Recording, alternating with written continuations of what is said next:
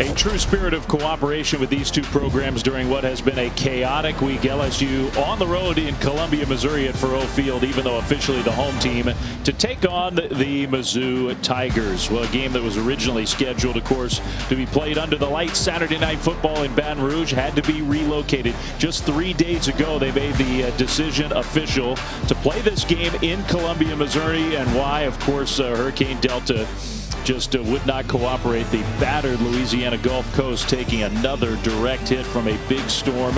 Images from yesterday and even this morning as people wake up. We are sure thinking of everybody in the great state of Louisiana and hoping that things are all right there as their Tigers move their football game to Columbia to take on Mizzou. Hi, everybody. Dave Fleming alongside Rod Gilmore. Quinn Kesnick is on the field in Columbia. Rob, we're 2 games in as we focus in on football and not the weather. 2 games in for the defending national champs, and still, I don't think most people know what to make of this LSU team. Yeah, that's right. I think LSU fans are a little bit nervous. They're not sure which team is going to show up today. The one that got surprised by Mississippi State in the opener, in which the defense that normally has been fantastic gave up more than 600 yards passing. And then they bounced back the next week against Vandy. Defense played well. Offense looked much better. And we're not sure that they found their identity yet. So who we're going to get today?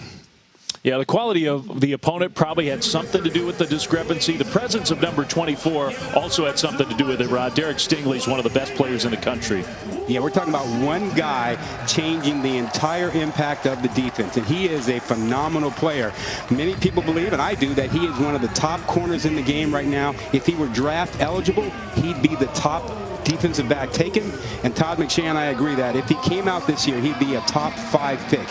He is outstanding, and he tilts the field. People have to stay away from him, but you can't. He's going to be back on punt returns also, and he'll hurt you there.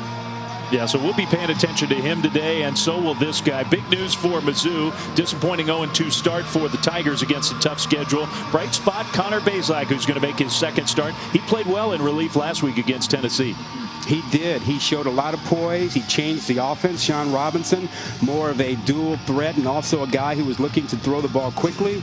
Bazelak is a little different. He wants to be in the pocket. He wants to take shots down the field. And if he does that, we'll see a pretty good offense today.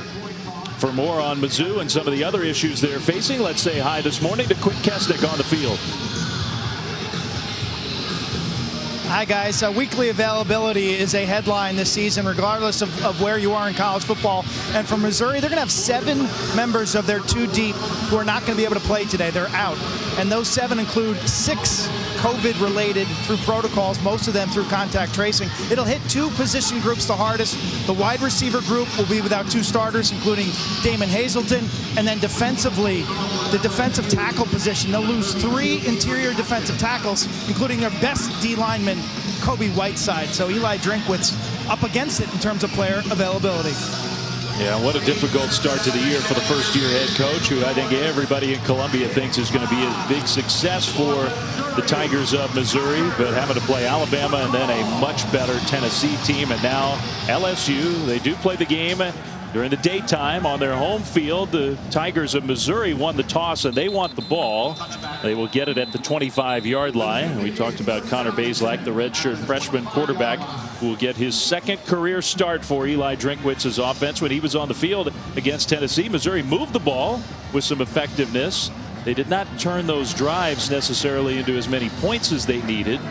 That's been a big point of emphasis for Missouri here today against LSU.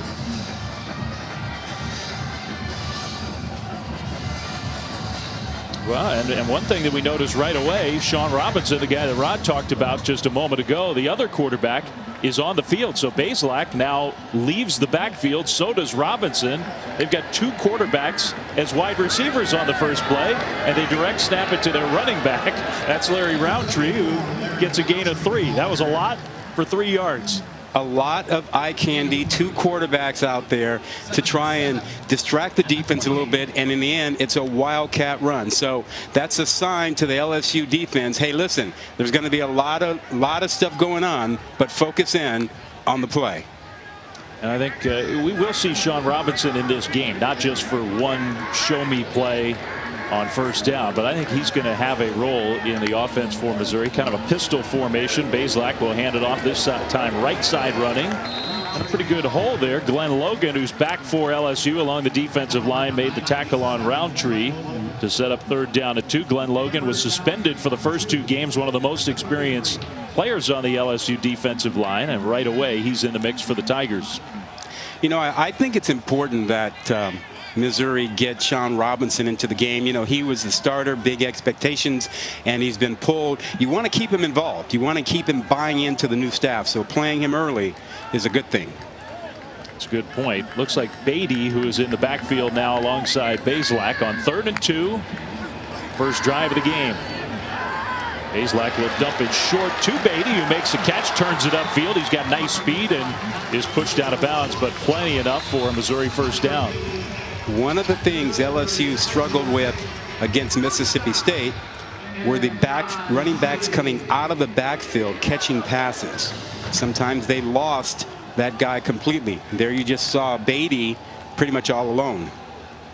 I think you could make an argument, Rod, that Missouri's most talented spot is in the backfield. A little pitch play from Roundtree, flea flicker back to Bazelak, who delivers the ball on target for a huge gain and a Missouri touchdown. Wow.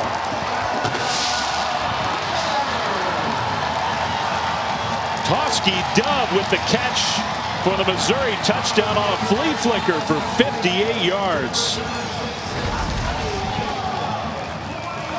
A little trickeration here, and they go back outside, and you went right after Stevens, number 7, the safety, who was playing talk and had no idea that he was not involved in a run play. He thought it was a run play, and he came up and allowed his receiver to get behind him. Mevis, the freshman place kicker for Missouri, boots the extra point up and through. So with the wide receiver group so compromised for Missouri with contact tracing and the COVID protocols, Toski Dove, the sophomore, going to be asked to play a lot today, and he makes an immediate impact. 58-yard touchdown catch off the flea flicker. Roundtree got the handoff. Bazelak then delivered the ball. He's lined up inside as a slot guy, and so he was matched up against Stevens, and Stevens is a guy who they prefer to have around the line of scrimmage, and he's not very adept with downfield coverage. He's really more like a linebacker, 230 pounds. So they game planned that. They went after him. They got him in the spot that they wanted and took a shot at him. Too late for the safety to come over and help out. That was Hampton, who was late getting over there, but that was really targeted to get at Stevens, and they made it work. Well, what a great start for Eli Drinkwitz, who is known as a very creative offensive mind, coordinator at Boise State, at NC State 1 year as the head coach, and it was a really successful year at Appalachian State, and now the first-year head man in Columbia, Missouri. A team looking for a spark, looking for something positive. Touchback, LSU will have the ball for the first time, and as they get the ball, they're trailing 7-0. Miles Brennan, the junior quarterback, onto the field. And, of course, having to follow in the footsteps of the great Joe Burrow, Miles Brennan, who has waited his turn 4 years in the program. Redshirt junior from the Gulf Coast in Mississippi.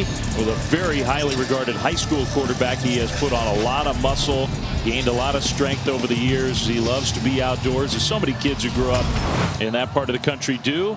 And it's been, I think, we talked about a mixed bag for LSU the first 2 weeks. I think it would be fair to say for Miles Brennan, it has not been all positive.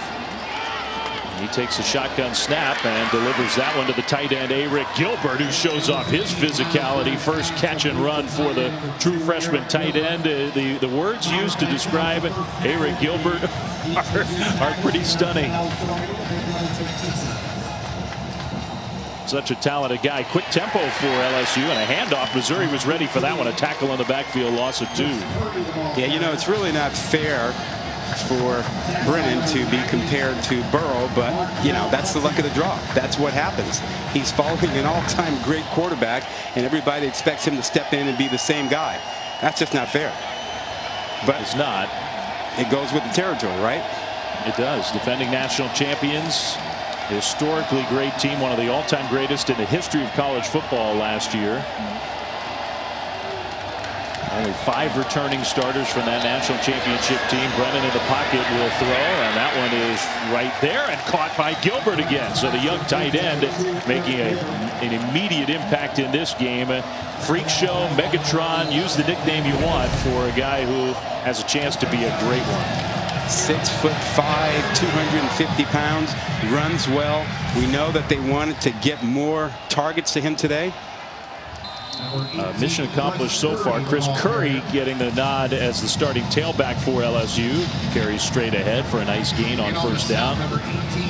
There's Gilbert from Marietta, Georgia, the Gatorade High School Player of the Year as a tight end. In his senior year as a tight end in high school, he had 105 catches in a high school season.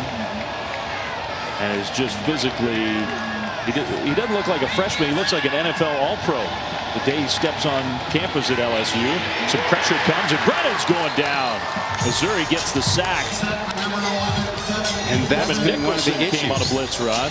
Yeah, it's been one of the issues for LSU is protecting Brennan. And he's been hit a little bit. They gave up 7 sacks against Mississippi State. It's been a problem and makes him a little bit uncomfortable in the pocket. There is an injured LSU player. I think that's an LSU player. Yeah, down on the field. So we're going to step aside and be back to Columbia right after this.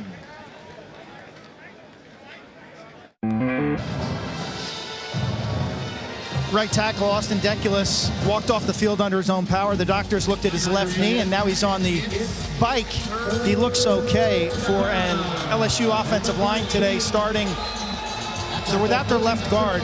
Charles Turner got the start at left guard, and now you got to bring in Cam Wire. So a lot of inexperience across their front, and they've struggled with some blitz pickup. Thank you, Quint. 3rd and 13 after the sack, the play on which Deculus got hurt. This is just across midfield, Rod. Yeah, this is a heavy pressure defense. They're not afraid to play man coverage and to bring some pressure. And they do bring pressure. It's a screen pass set up, and that's Gilbert, the tight end, who caught the screen and sort of stumbled a little bit. If he kept his balance, maybe a better chance to get the first down. It'll be 4th down LSU. We'll see what they do. Where they're in that area of the field, kind of no man's land. What do you want to do? Are you good enough to get it? You don't want to punt. You're a field goal kicker. You don't want to do a 65-yarder. So yeah, you go for it here. Maybe 4th and a short 5, long 4. And LSU is going for it inside the Missouri 40. Down 7-0. First 5 minutes of this game being played in Columbia. They're going to fake a screen and throw across the middle. That's Gilbert again for an LSU first down. And he breaks tackles and gets inside the 25. That's his 4th catch already on this first LSU drive. You think they're achieving their goal? They wanted to target him early and often. He's got 4 already. I mean, he is a mismatch any way you look at it. He's a mismatch against any team in the country as a true freshman. I mean, I don't know that I don't know if I've ever seen anybody physically as imposing walking on campus at that position as that guy. On the pistol, and a good run blitz for Missouri. Chris Curry tackled in the backfield. That's Rakestraw, the true freshman defensive back. Corner blitz. This will be a very aggressive defense by Missouri. They're not going to sit back and rush 3 and play 8-man in coverage. They're going to be aggressive and take their shots. Take their shots at Brennan. 2nd and 13.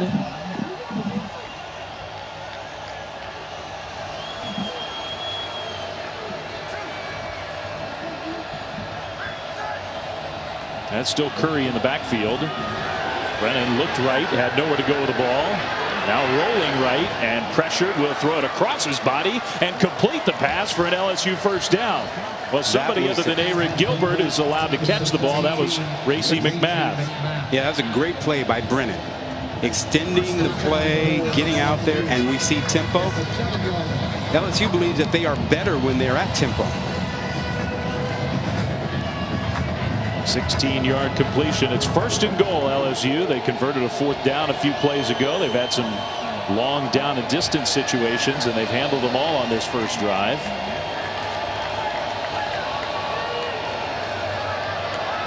Still Curry in the backfield on 1st and goal. Brennan going to throw. Pressure comes. He gets rid of it. And it is caught in the back of the end zone. No. They say incomplete. Terrace Marshall had it. Worth a look. It's worth a look. I think it is. I'll tell you one thing. Brennan sure took a hit. Catch? No. It's the right foot, but was the left foot down already? That's a possibility. Left foot down. That left foot is down. I thought so. I thought he had control of the ball, left foot down before the right foot came down out of bounds. You see it that way? I saw it that way in real time. I thought live the foot was down. The SEC officiating crew is going to take a look. The replay crew will. Left foot is down. Yeah, that's a touchdown. I guess you identified the key point there was the ball in control in the hands as that left foot was down. Maybe there's some doubt about that. Maybe. Well, I think he's got a clean catch there, and left foot is down. He didn't juggle the ball afterwards or anything. I think he has control. Left foot is down, control. Now he's out with the right foot. That's what I think. That's a catch. That's a touchdown. I didn't see the ball move. I didn't see a juggle. He catches it. Left foot is down. Only need one foot in the college game, right? Yep. NFL's too. You know, it's pretty amazing. Jamar Chase opts out. Justin Jefferson already starring in the NFL. Terrace Marshall is one of the very best receivers in college football. LSU lost so much at that position, and yet they still have a guy as talented as he is. It is a touchdown. The receiver had 1 foot inbounds with control of the ball. So that is Marshall's 5th touchdown already this year, just minutes into the 3rd game for LSU. He had 13 touchdowns last season, and basically is the 3rd option for LSU at the wide receiver spot. So Terrace Marshall, what a great catch. He got that foot down. You mentioned the delivery from Miles Brennan. He took a big hit on the play, and a good answer from LSU. Yeah, you know, if your quarterback isn't tough enough to hang in there and wait for you and take that hit, that play never happens. Brennan really stood in there and took the shot. So the extra point for Cade York up and good. LSU has tied the game at 7. Well, a good answer for the Tigers of LSU, and the perfect delivery to Terrace Marshall, his 5th touchdown already in 2020.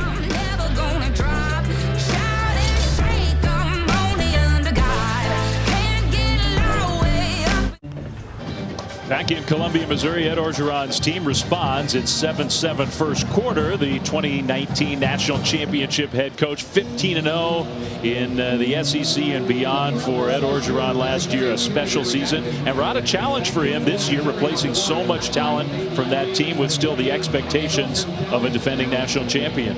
Yeah, whatever grace period he thought he would have ended with Mississippi State. You know, that loss made everyone get very uncomfortable and worried about what this season would be like after all the losses that they suffered from last year's team. Yeah, it was a shock to everyone, the way that, and not just the fact that they lost, the way that they lost. A shorter kickoff. Missouri returnable here with some speed in the return game outside the 30, 35 to the 40-yard line. Good special teams play from Beatty and Mizzou. And so for Coach O's team, Quint's down on the field. I don't know if Quint found out anything about how the juice meeting went this morning. Ed Orgeron told us that's the plan for the early morning game. He was going to get everybody together real early, Quint. He got up at 4 a.m., but the team woke up at 7. They had what he called a call-out meeting, a juice meeting. They put videos up on the screen, and he goes through it position by position, calling guys out. There's a lot of screaming, clapping, and yelling, and during warm-ups, the staff was really, really focused on energy early in this game. Don't sleepwalk through the first quarter.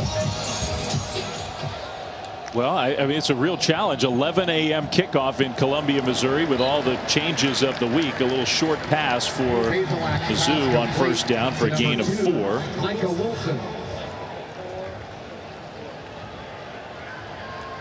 Game that was supposed to be played under the lights at Death Valley in Baton Rouge. Saturday night football, home game for LSU. And on Wednesday, the decision was made official with Hurricane Delta to move the game. LSU actually traveled Wednesday night. Was there for a full couple days. That tackle in the backfield. Beatty goes down for a loss. Yeah, Jabril Cox, who's really distinguished himself early on this season, really making good plays. You know, you're talking about those early games and the early wake-up calls. I can tell you, as a player, you don't like the early games, but you don't like the late games either. You don't want to sit around the hotel all day waiting for the night games. It's the afternoon games that are just perfect for you. Orgeron did not hide his pleasure with the fact that LSU, even though they had to travel, is going to get back a lot earlier, can start getting ready for next week's game. That pass and catch and the turn back behind the first down mark, I think, cost Missouri a better chance at a first down. It's going to be 4th down short of midfield. Yeah, they really have to kick this ball here. I mean, I know they want to be aggressive and they want to take chances, but you can lose momentum and lose control of the game. They are going to go. This is a real big risk here. You should kick this ball away. 4th and 3. Missouri 4 of 6 on 4th down so far this year, so they have been pretty aggressive going for it. That is their first charge timeout of the half. And LSU wants to be organized. Make sure on 4th down they take the timeout. We'll take a timeout ourselves and be back right after this. All right, back in Columbia, Missouri, 7-7 first quarter score. LSU timeout as Missouri set up to go for it on 4th and 3 from their own side of the field, and now it looks like they've changed their mind. Smart decision. They almost made a huge mistake going for it. That could have been a turnover and set LSU up and changed the entire momentum of the game. Smart decision to check out of that. Grant McInnes, who is the punter for Missouri. Derek Stingley is the return man. Very dangerous, and they're going to fake the punt and throw it. Kind of a heave, and it's going to be incomplete. So they do go for it on a fake punt, and that did not work well at all. They just couldn't help themselves, could they? This is why you don't do it. It's a turnover.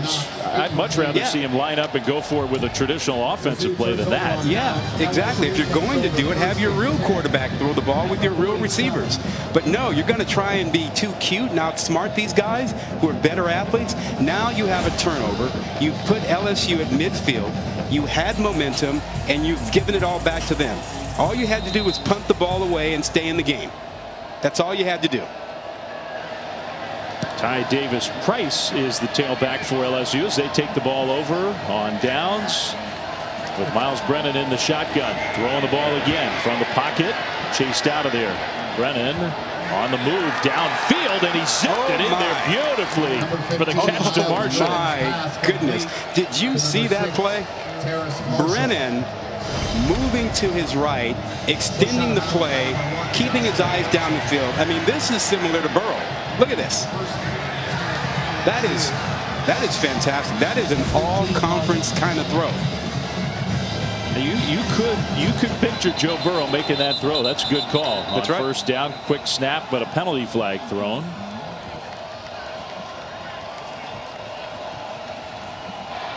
False start on the offense, number 57. 5-yard penalty. It remains first down. So, Flynn, that 4th down fake field goal, in my book, that goes down as a turnover, and it's a turnover on the coach and the coaching staff. Now LSU looking to take advantage of it, and so far it's been number 2 Eric Gilbert, number 6 Terrace Marshall, the 2 biggest weapons right now in the pass game for LSU.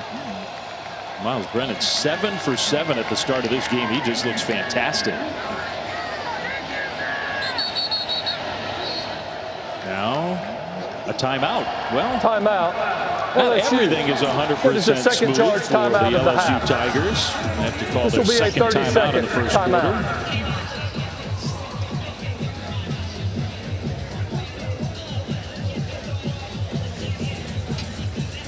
LSU wasn't buying that fake punt. They had their defense on the field and punt safe. But it really opens my eyes in terms of what's the mindset of Missouri head coach Eli Drinkwitz. There's a difference between being aggressive and being reckless. Maybe he realizes that he's got to take all sorts of chances, but when they fail, all of a sudden you put yourself in a difficult spot with a defense that's a little short-handed today on the inside. Q, that was reckless. You know, I can appreciate being aggressive, but listen, they came out and punched LSU in the mouth, got ahead in the game, and had them worried. You know, 7-7 game. Now you go ahead and punt the ball, and your defense has been getting into the backfield. You know, you got a chance. You take that play, and LSU was completely prepared for it. Now you commit a turnover midfield. You give them the momentum, and you're going to find yourself behind 7 points or 3 points. That's an entirely different ball game now. Well, personally, I just hate the design. If you're going to go for it, just go for it. You got a quarterback who's hot at the start of the game. You got your punter heaving up like a Hail Mary. That did not have much of a chance of succeeding. So out of the timeout, first and 15 LSU. Brennan on the move again, stepping up, and he gets back to the line of scrimmage. Maybe an extra yard. There's a flag down. Missouri is generating pressure. Yeah, and the more hits they can get on Brennan, the better for them, the more they can affect the confidence. That's a hold against the defense.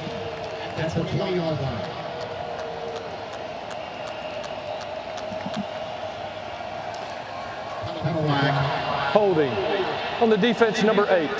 10-yard penalty from the end of the run. First down. So instead of second and 15, it is first down, and it'll be officially first and goal just inside the 10 for LSU. Yeah, you know, we know that LSU wants to run the ball more than they have the past couple of weeks. But given how hot Brennan has been, you know, I'm playing that hot hand. Miles Brennan 7 for 7 and some tremendous throws. Davis Price still in the backfield as the tailback. We haven't seen John Emery Jr. yet, coming off his breakout game last week, best game of his young LSU career. This slot, this trips that they have at the bottom of the screen is a problem. They've got their 2 top receivers, Gilbert and Marshall, in the slot there. That is a potent 1-2 combo. Yeah, and they're stacked, so if it's man coverage on the back end, you got to figure out which way, how you going to play him, who you take. Pressure comes over the top and incomplete. Trying to find Marshall. And I said it was first and goal. It was first and 4. They can get a first down before they get to the end zone. They tend to be a team down here where they'd like to get into some empty formation, spread everybody out here. They go to it right now. This is their favorite formation down here. And if you're Missouri, you need to dial up the pressure. You want to discourage them from getting into this formation. You want to tell them when they go empty, their quarterback will get hit. 5 receivers, nobody in the backfield alongside Brennan. On 2nd and 4, just inside the 10. He'll sprint right. Brennan now is going to run, and he'll get the first down. Takes a hit inside the 5 instead of just ducking out of bounds. He lowered the shoulder a little bit. Isaiah McGuire is down, one of the few healthy defensive linemen for Mizzou. You think that the offensive coordinator, Steve Ensminger, is telling him, I need you to slide. I have 2 freshman backups that have not played this year. They don't have a quarterback on the roster who has taken a snap in a college game other than Miles Brennan. Yeah, he cannot be taking on defenders like that. He needs to slide.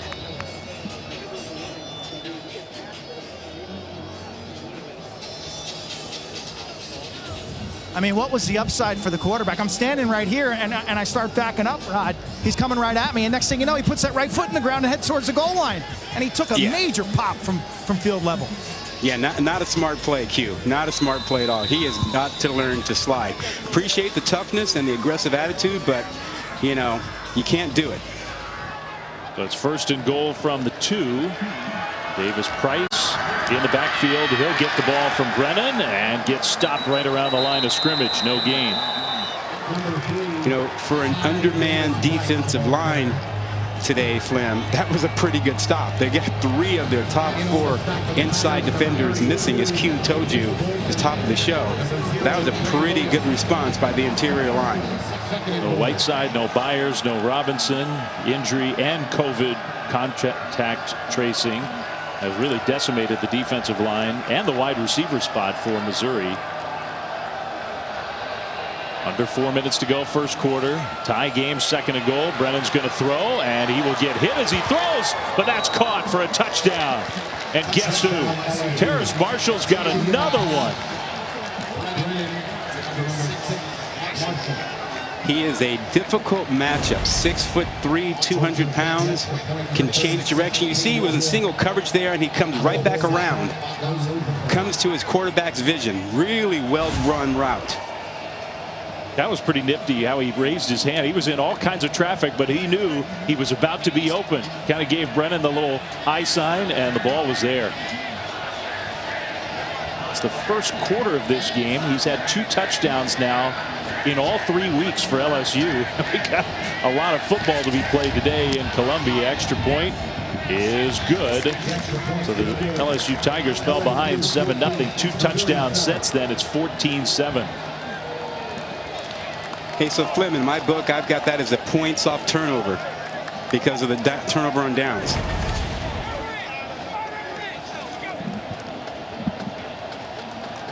There you see him. Marshall, he is on the 2020 Biletnikoff watch list. He's in the slot in this trips formation, closest to third receiver in. You'll see him work his way behind the linebackers and just go forward to where his quarterback is. You know where he is. This is just crossing all the field, and that is so tough on a corner to try to chase a receiver across the field. That is one of the best players in college football. Terrace Marshall maybe got overshadowed last year with all the superstar talent on offense for LSU and all the numbers that they put up, but Marshall is just terrific, and he's got 6 touchdowns already, 2 today. Miles Brennan is off to a great start. That kick will be a touchback, and for the first time, are we going to check in with studio? Yeah, we are. Let's go. Peter Burns in the studio update. How about a top 25 matchup in College Station? Lots of points. First, it was Kyle Trask to Kyle Pitts. Then Kellen Mond finds Chase Lane for a wide open touchdown. That makes it 7-7, but Kyle Trask gets back to work. Finds Kadarius Toney for the touchdown. 14-7 Gators early lead late in the first. Florida are going to meet next week. That is a very big game.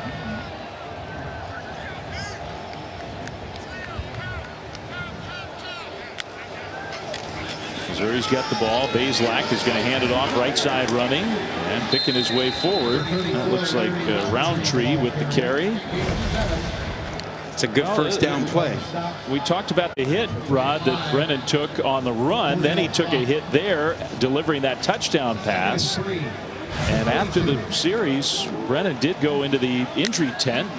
He's back out, so hopefully everything's okay. They're going to pitch it back a couple different ways. Bazelak over the top and incomplete. He had a man open.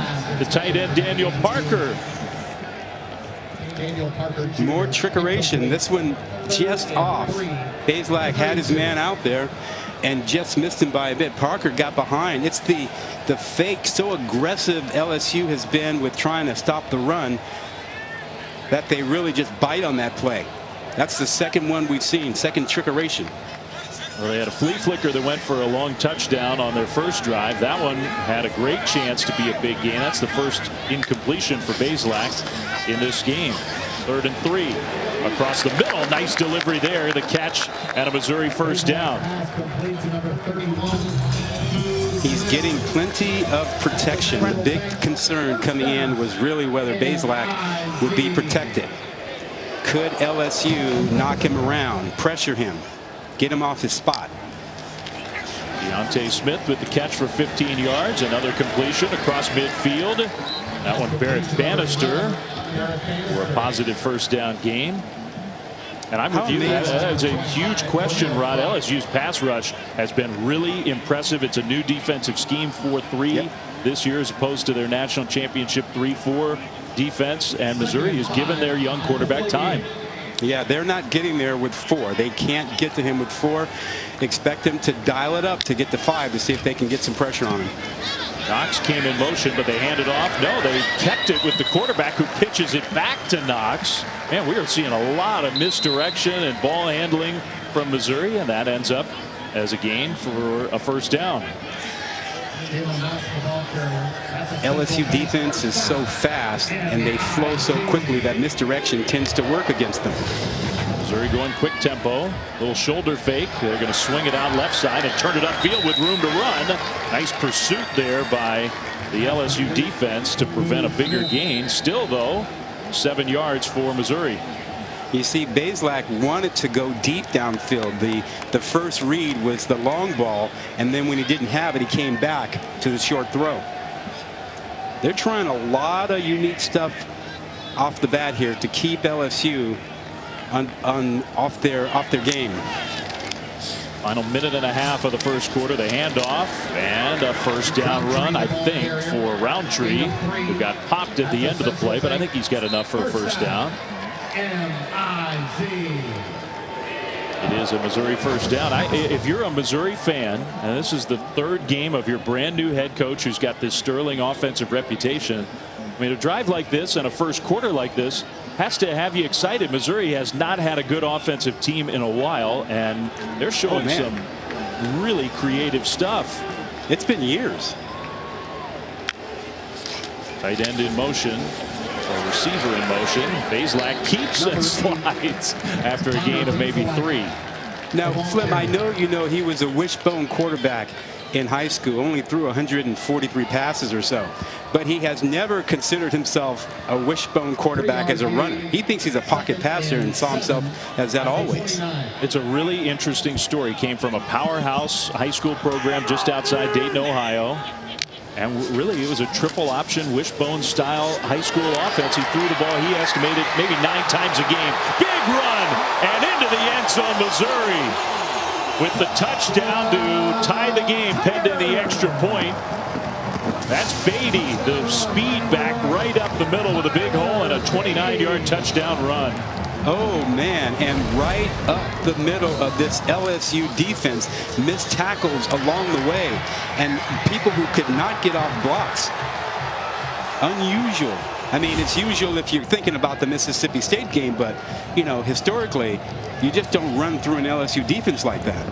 You're right. And Missouri's offense has struggled the first 2 weeks, at least to put points on the board. Not struggling in this first quarter. That's their 2nd touchdown. So the Tigers against the Tigers, and we get a lot of offense in Columbia. Tremendous job by the offensive line, and then you see when he gets to the 2nd level, there's not a linebacker in position to get a hand on him.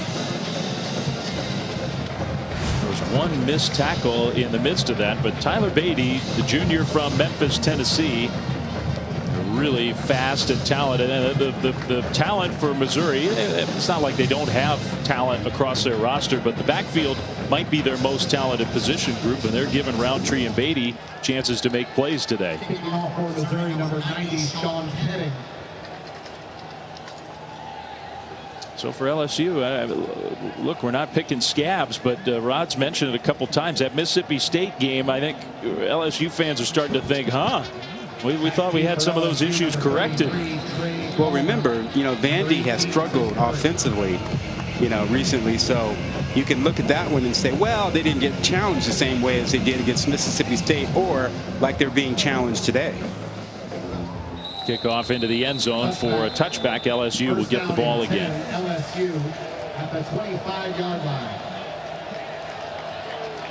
Miles Brennan, quarterback for LSU, is back in the game. He spent some time in the medical tent.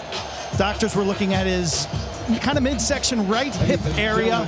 He threw. He was grimacing in a little pain. They warmed up a backup, Max Johnson, but here is Brennan now to start this series. You know, Flem, I thought last week when they had that game in hand that they should have put one of their backup quarterbacks in to get him some work, because neither one of those guys have been on the field yet for LSU. Their two backup quarterbacks are both true freshmen. They haven't taken a snap in a college game. John Emery Jr. now for the first time in the backfield alongside Miles Brennan, who's going to throw on first down and throw toward Emery. Threw it behind him, and that caused Emery a big hit. It's incomplete. Yeah, that was Ishmael Burdine who delivered that blow, and he timed it perfectly. Got there just when the ball got there.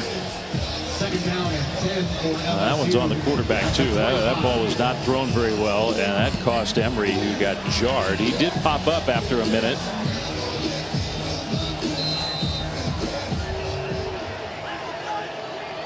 Empty backfield on 2nd and 10. Final 18 seconds of what has been an exciting first quarter in Columbia, Missouri. Game originally scheduled for Baton Rouge. Moved because of the hurricane. Big pressure. They set up the screen. And a good completion. The catch and run for Keyshawn Boutte. Just short of a first down on what will probably be the final play of the first quarter. Tackled by number 9, Tyree Gillespie, gain of 8. It's third. And it will be. LSU was trying to get to the line to run a play, but they cannot. So that is the end of the first quarter. Quarter number 1, 14-14 the score. Rob, we saw all kinds of creativity for both offenses. Little flea flicker early on, big touchdown throw. Want to have some fun like that? Stick around. Not done with it, especially when you have Marshall on the other side. His second TD of the day.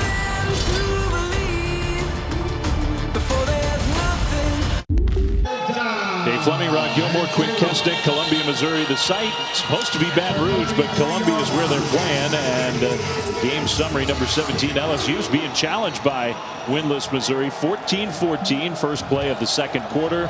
It's a 3rd and 2 for the LSU Tigers. Miles Brennan from the shotgun. LSU's going to throw the ball on 3rd and short, and they will complete the pass. But no, it came out. They jarred the ball loose. Incomplete.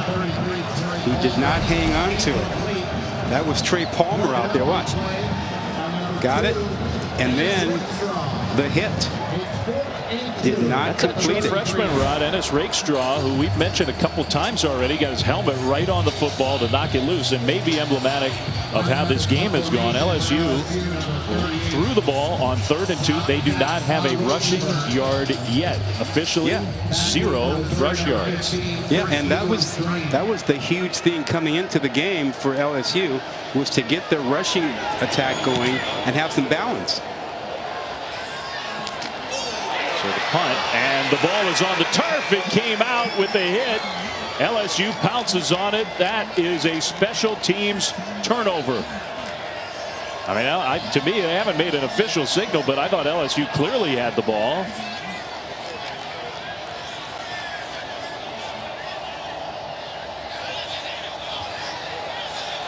Still no signal. Lots from the players. LSU football. Wow, what a big play that is after the Missouri defense came up with a stop. Yeah, that's a fumble. That's not a muff. He did catch it, and he lost it when he got hit. Chris Abrams, lots of white shirts there, yeah. Punt returner. Man, the no fair catch signal allowed that hit. Ball clearly came out.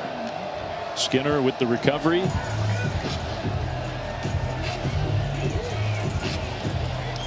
Special teams not very good for Missouri so far. They faked the punt, and that was an ugly attempt. And now they actually got a punt from LSU and coughed it up.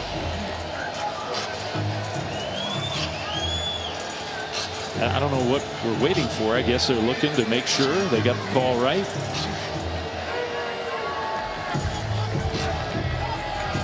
I don't think they had any trouble spotting it. I don't think so. I didn't think so.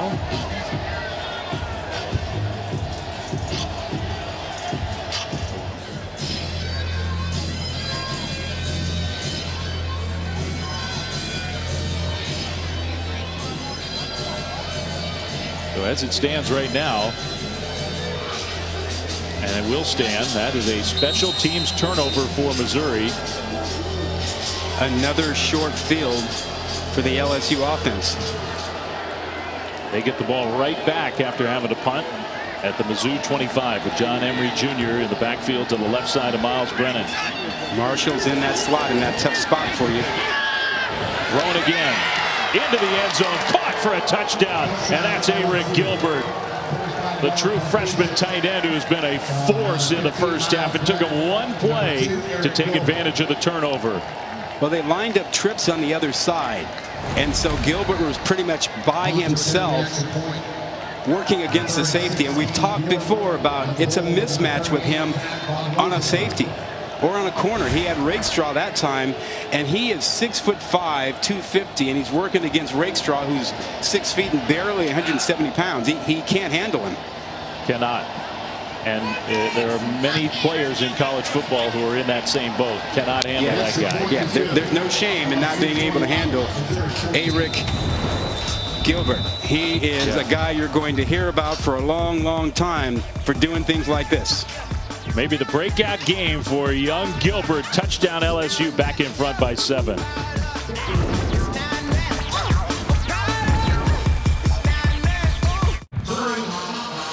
Well, LSU takes advantage of a special teams mistake by Mizzou and capitalized with a one-play touchdown drive to take a 21-14 lead. Just seconds into quarter number 2 from Columbia, Missouri. Eric Gilbert with his second career touchdown catch. He is having a coming out party today in Columbia. Touchback. So Missouri will get the ball, but first let's check in with Peter in studio. Time for the State Farm surprisingly great performance, Dave, and a lot of points being scored out in College Station. Kellen Mond to Caleb Chapman, 14-14, not a single punt between the Gators and A&M right now. 8 minutes left in the second.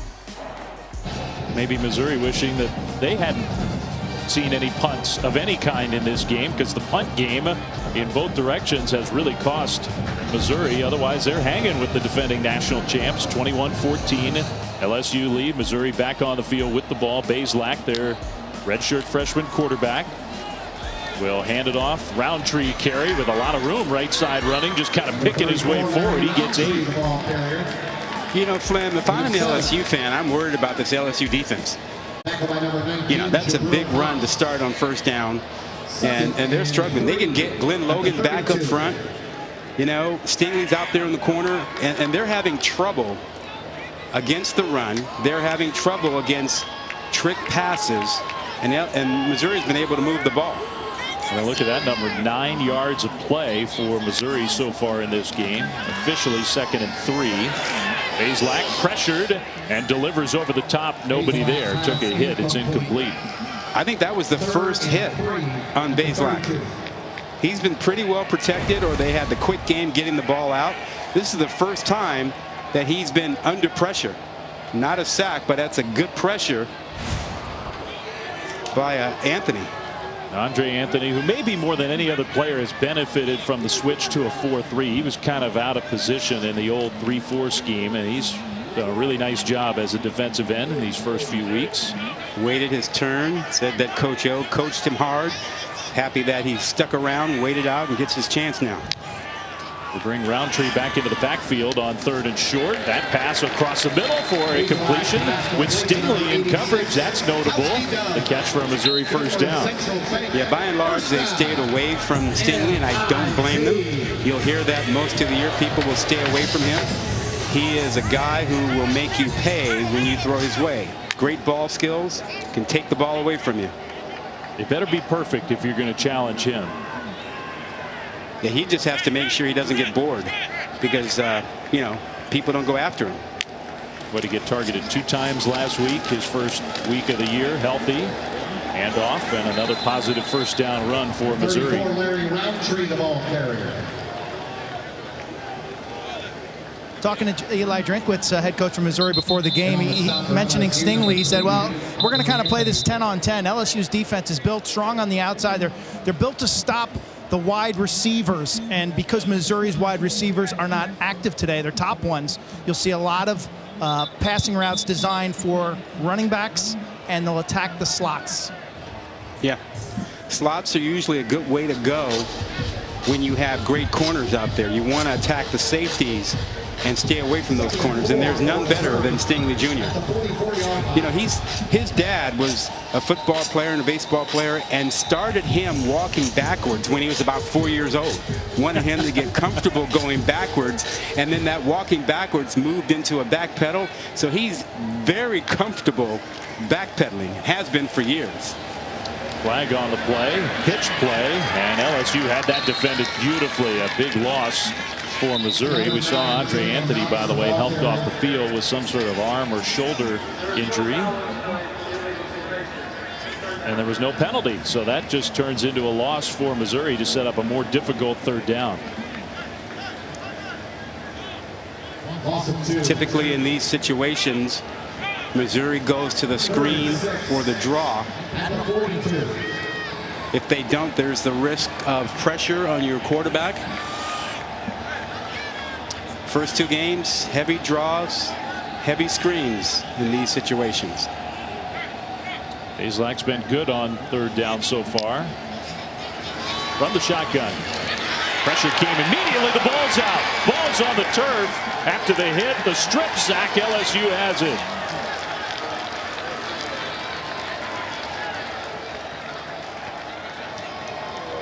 I think B.J. Ojulari had the pressure on. I don't know if he's the guy who knocked it out. I think he was.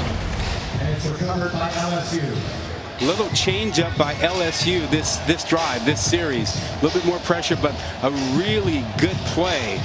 Really good effort to get in there and get the ball out. You saw that Bazelak didn't have two hands on the ball. It got knocked out. Another turnover. I count, what, 3 turnovers for Missouri today? The punt that they went for and tried to fake punt and didn't get it, gave it over on downs. The muffed punt return, and now the strip sack by Ojulari. So LSU has it in plus territory again. Miles Brennan, a pump fake. He's going to go toward the sideline, incomplete. Trying to find the young tight end, Eric Gilbert. And he's hurting a little bit after taking a hit there. Yeah, I don't know if it was the hit or the way he landed. He kind of rolled on that shoulder as he came down. Yeah, left shoulder, that's what's bugging him. Yeah, he goes hard on that shoulder. Yeah, I don't think it was the hit. It was landing coming on that shoulder. Well, that's a little concern, just considering how spectacular he has been in this first half. The other concern is no rushing attack for LSU. They have how many rushing yards? 0. Not a one. They're not even trying. Brennan's going to have to throw that one away. Incomplete. It'll be third down. Yeah, quarterback's best friend is a complimentary rushing game, taking some of the heat off. But right now, LSU isn't even trying to run the ball. Missouri is simply lining up, going after Brennan. He's been up to it, though. He's extended plays. He's gotten away from the rush. Another 3rd and 10. Expect Missouri to dial it up now. They'll play man coverage on the back end and bring some pressure. That's been their DNA. And it certainly is part of the calculus for LSU. They're not running the ball because Miles Brennan's playing so well.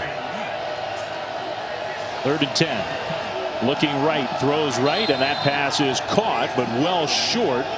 That's McMath with the catch. We'll see if LSU wants to try a longer field goal or go for it on 4th down. Looks like the field goal unit's coming out. Cade York. Yeah. It makes sense. Listen, when you believe that you are the superior team, you just keep tacking on points at every opportunity. You don't have to take as many chances. You know you'll get back down here.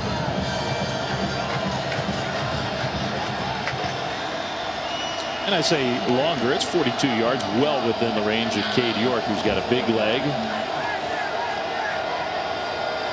4 field goals so far this year. This one is up, and that is good. 5 for 5. The turnover turns into 3 points for Gotta LSU. get points off of turnovers. Smart decision. Yeah. It has been the story of this game so far. LSU up by 10.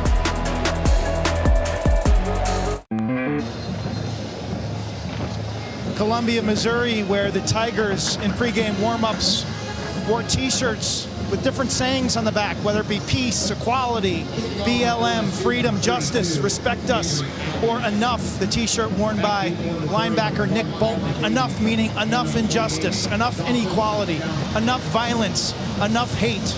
Great to see these student athletes finding a voice, becoming leaders on campus, talking, listening, and working for solutions. Yeah, Q, they're using their voices, which is really important.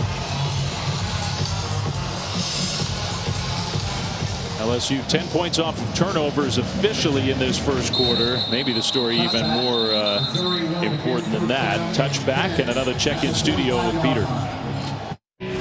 Dave, a lot of points around the SEC. The punters are getting lonely in Kyle Field. 5 drives, 5 touchdowns. This time, Naquan Wright scores 21-14 Gators over the Aggies. Wow. Yeah. You know, we were talking about Q's segment there showing the warm-up shirts, and like Nick Bolton has really been involved. He organized a cancellation walkout of practice on August 28th. He said they had more important things to do that day. It was the 57th anniversary of the Martin Luther King I Have a Dream speech. Number 1, Tyler Beating the ball forward. And on the stop for LSU, He's been actively involved in trying to make local change. Told us about work with foster kids and helping kids in schools fill in their backpacks, trying to create change. On 2nd and 3, that pass was caught for a Missouri first down. Nick Bolton, who is a tremendous football player, all SEC linebacker, and really has grown into a big-time leader for this team. Yeah, you know, Flynn, the other thing that was remarkable, the coaches who have spoken about how they have learned to listen to their players and learn more, but equally as important, to speak out, because players and recruits are listening. They want to know how coaches feel and where they stand. Hazlak, straight ahead run. Yeah, it's a good point. Tackled by number 14, Maurice Hampton Jr. Well, Nick, who's been influenced so much by his own family, his sister Jasmine, been a huge influence on his life. Yeah, she has a neat kid. And a good player. Beatty dancing in the backfield. That one was well defended by LSU. Missouri lost a yard. Yeah, Jasmine is his older sister who has survived brain cancer. Doing very well now, and he was there helping and supporting her so much of the way. And they're very, very close. Texas kid playing in Columbia, Missouri, and he's going to be playing in the NFL sooner rather than later. Yeah, he thought he was going to go to Washington, and you know, he couldn't. Washington wanted him to commit sooner than he wanted, and that fell apart. In the end, he said he's happy he stayed closer to home, closer to family. Gets to play in the SEC. Pressure comes on 3rd and 6. Nice job. Bazelak got away from it and then hit his receiver in stride for a big gain into LSU territory. That was well done by the quarterback and the receiver, Jalen Knox. Yeah, first down. Jalen Knox, one of the guys who was going to have to step up today with all the receivers who are out. Just a crossing route, go across the field, run away from coverage. Good throw. Let him to keep running with it. That play, at least at the start, looked like it was going to break down. And Connor Bazelak showed some of what Rod was talking about earlier in the game, and that is he came from a running system in high school, has always considered himself a throwing quarterback, but he's got that ability to extend the play, run if he needs to. Never considered transferring from high school because he knew that the coaches would show up and see him. They've just been such a powerhouse team. Archbishop Alter in Dayton, Ohio. Play fake, and that one is incomplete. Trying to get Knox again. It's a huge development for this Missouri program. Drew Lock a couple of years ago was an outstanding, very talented quarterback, but they may have found their next guy in Columbia. Yeah. He actually met Drinkwitz when Drinkwitz was the OC at North Carolina State. Took a visit there and said, yeah, great, but I know you're not going to be here long. It was a very self-aware comment from a then high school kid. 3rd and 7 Missouri, and they will fake a fly sweep and a little pitch ahead. Nifty play call for a Missouri first down to the 15-yard line. That's the eye candy. You're moving guys left and right, a little bit of the jet sweep action. Everybody starts looking everywhere else, and it's a simple shovel pass inside. Your linebackers start moving out of position because they get the eye candy. One of the first things, yeah, Bo Pelini will remind his guys on the sideline, hey, read your keys. Don't worry about the eye candy. Missouri is moving the ball impressively. They'll give it again with a little misdirection with speed and Knox inside the 5 to the pylon. Touchdown, Missouri. Wow, they are carving up this LSU defense. Misdirection, shovel pass, little misdirection with the reverse. Get those linebackers and safeties flowing in one direction and then come back the other way. Look at this. Little inside reverse. Knox. A blocker out in front because things are all good. Wow. Well, Missouri folks have to be super excited. There's a lot of work to do still on this roster in this program, but this is the offense that they were hoping to see when Eli Drinkwitz got hired. Really, really impressive performance in this first half against LSU.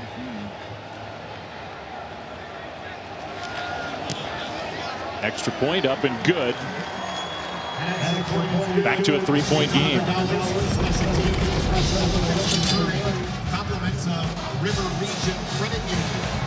Jalen Knox, the junior from Texas, with the speed on the outside, and Bazelak loved it.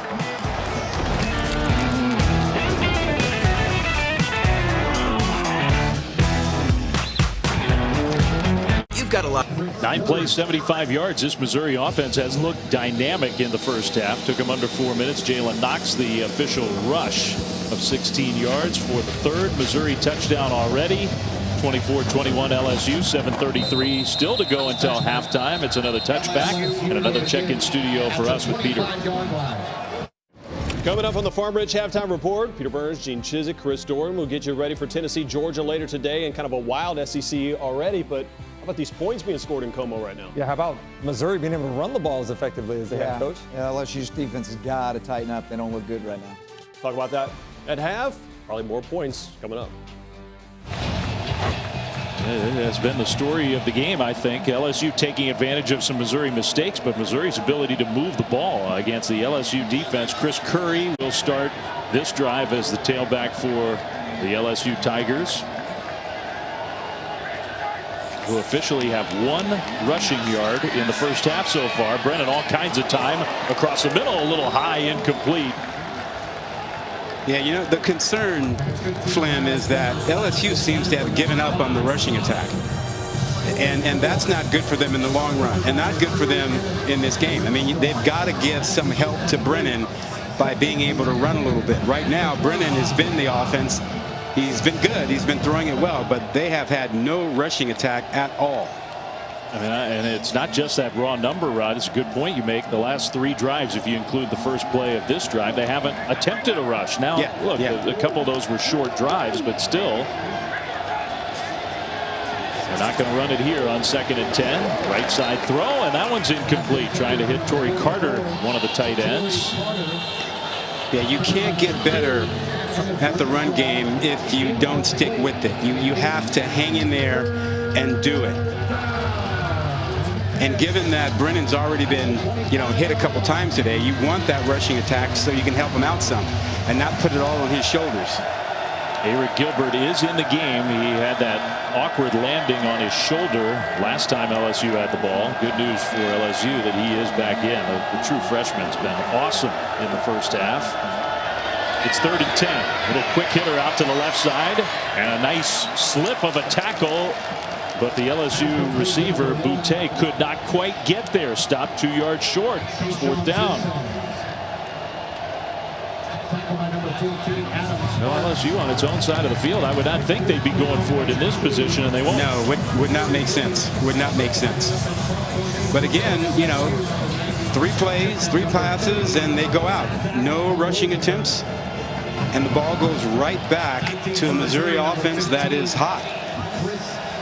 What makes it even more unusual, Rod, is we get time with the coaches before each of these games, and the LSU coaches were just emphatic. We have got to run the ball. We want to run the ball more. We want to be a power offense. We haven't seen that yet. Von Rosenberg with the high booming punt. It's muffed again. Missouri can't field a punt. That's the second time that's happened. I think LSU clearly got it. There's been no official signal. They were certainly in position to get another turnover off the muff punt.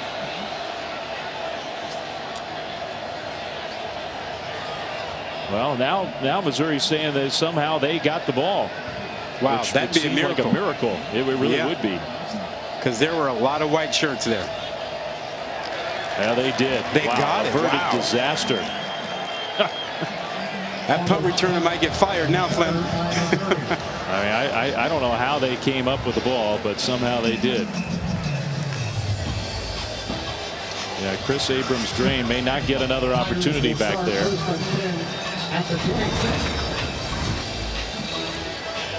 Well, he lost it. But that sense of urgency, he got it back himself. Good for him. He did.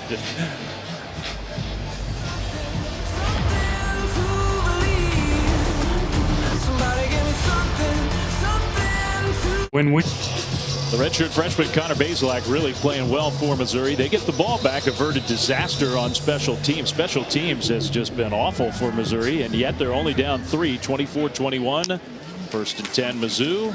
After the punt, a play fake. Bazelak looking downfield, is going to throw it downfield a little high, incomplete. He had a receiver there, Deontay Smith, and did take a hit. LSU has not been able to get to Bazelak. They've sacked him once, and I think that was the first kind of hurry. Here's Bo Pelini, and he wants his defense to establish an identity of being one that's able to get to the quarterback, get there with 4, be able to play man coverage behind it. They've not been able to do that today. Beatty in the backfield. Bazelak again with plenty of time, and a wide open receiver across the middle, outside the 40, close to the 45. 1st down, Missouri. Yeah, a little zone coverage, mixing it up on the back end, and still not able to get to Bazelak with 4. And he's a poised quarterback, but he's not even having to move off his spot. Missouri outgaining LSU 260 to 165 in the first half. Down 3. But on the move again. They will hand the ball off. Left side run. And another missed tackle along the sideline, out of bounds. Roundtree with a nice carry. Does not need a shoe. He kept going after his shoe came off. Now that's a guy that you know is pretty good. He ran for 1,200 yards back in 2018 and ran, what, 8 yards there without his shoe. He's a good player. 1st down, Missouri. Beatty back in the game. A little jet sweep type play to Beatty, the tailback, inside the 40. Pretty good blocking on the perimeter by the Missouri receivers. And right now, Drinkwitz is like a pitcher on the mound and mixing it up, and LSU has no idea what's coming next, Flynn. He's a hot play caller right now, that's for sure. Yeah. Under 5 minutes to go, 1st half. Missouri into LSU territory. Another receiver in motion and whistles, and I think a timeout. Timeout. LSU. That is their final charge timeout of the half. This will be a 30-second timeout. LSU is struggling substitution-wise, and the tempo seems to be taking its effect on their defense as well. They were all confused and discombobulated in the secondary, so they call a defensive timeout to get reorganized. To your point, Rod, they don't really understand what's coming right now on defense. And you think about Connor Bazelak, his first start. I mean, this kid, we spent some time with him this week. He's really calm, I thought he burned hot, though. He's really intense, kind of a stoic, but you would never guess that he's making really his first significant start today with the way he's playing and the poise he's showing. Q, we put the tape on and watched him last week. He looked like he was a junior or a senior when he came in to face Tennessee. Poised, calm, didn't get rattled by anything. Yeah, I think you're right. He's a cool customer. He burns hot with the slights, you know, and he knows what he can do. He officially started a game last year as a true freshman late in the year against Arkansas. Ended up tearing his ACL in the first half. Made a quick recovery. And he has taken ownership of this job on 2nd down and 4. A broken tackle and a first down run for Roundtree. So they are committed to getting the ball in the hands of their 2 talented tailbacks. That's been a good formula. Yeah, you know, I think Baisley, we talk about him being a cool customer, and, you know, he knows when to burn hot. I mean, it happens when you come from a family where you have older sisters who are athletes who, you know, they beat on you and they help raise you, right? The 2 very competitive older sisters who played college sports, played volleyball and basketball. Now another whistle, and Stingley is banged up. Yikes, that's not good news. Remember, he missed the first game with a non-COVID related illness that sent him to the hospital, and he returned the next day. And he played last week against Vandy and played great.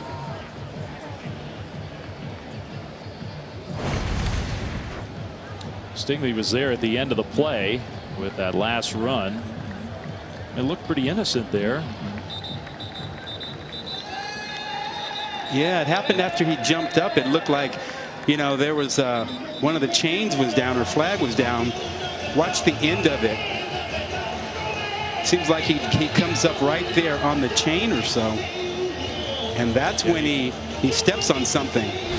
It also rolled over awkwardly at the very end of that play. He's upset. Rips that helmet off.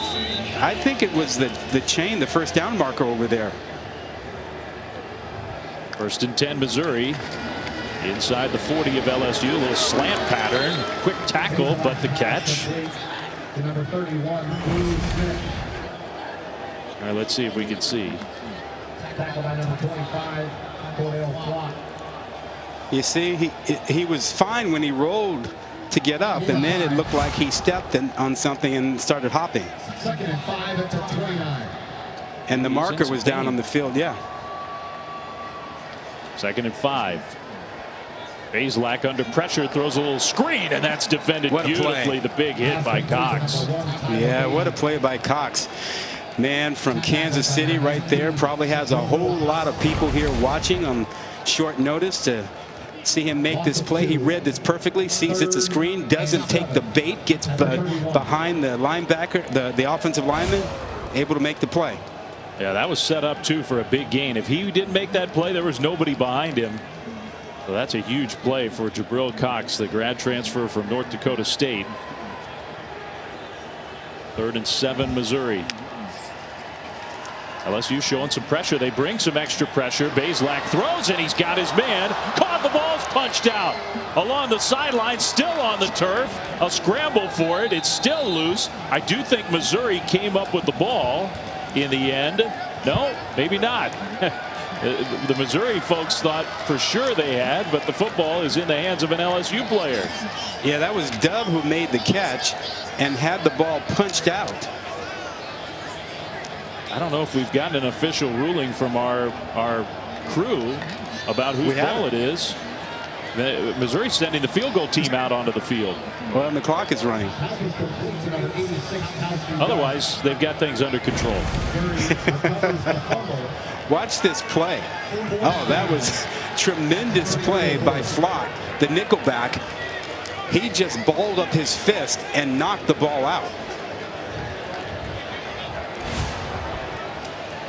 Flott, the guy who forced it, but they did, even though LSU came up with the ball, Trevez Moore had it.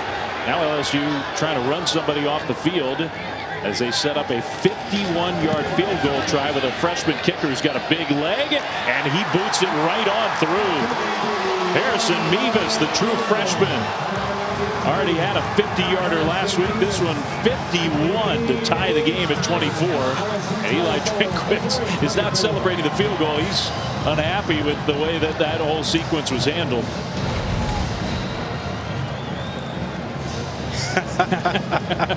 He's got some personality for a kicker. Well, he's got a big leg too. He does, big time. One of the best kickers in the country coming out of high school. Just a true freshman. He's already a weapon for Missouri. All right, so 24-24. By the way, coming up tonight in our SEC Saturday night matchup, Mississippi State and Kentucky from Lexington. That's a big game on both sides for several different reasons. 7:30 Eastern, 6:30 Central on SEC Network. Also, that game will stream live on the ESPN app. Mississippi State, after the just awesome performance against LSU in week 1, did not back that up with a win. And Kentucky has found ways to lose games. They need a win at home with some big expectations this season. That feels like an important game tonight. Yeah, absolutely. We're not used to seeing LSU in shootouts. This is the second one of the year.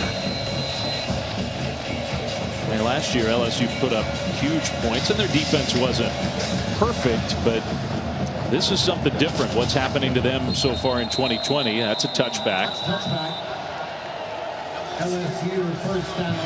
So almost 2 minutes to go until halftime. LSU gets the ball back. It's incredible the way LSU has run their offense in this first half, and sometimes successfully, but they have not been able to run the ball. One official rushing yard. Last time they played Missouri, that was a while ago, but they rushed for 418 yards. Yeah. You know, and keep in mind, Missouri has 3 of their interior defensive linemen that play a lot are out this game. Out. They're thin up front. They're throwing it again. A screen pass set up. Emory could not handle the pass.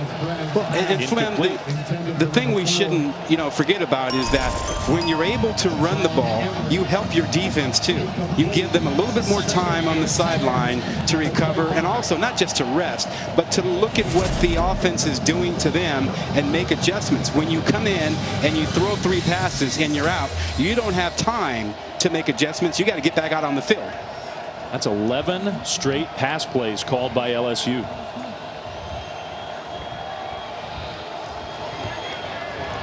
Second and 10 from the 25 with 1:52 to go until halftime of a tie game. It'll be 12 straight pass tries. This one is caught by Emory, but wrestled out of bounds by Nick Bolton, who just tossed Emory to the sideline. It's 3rd down.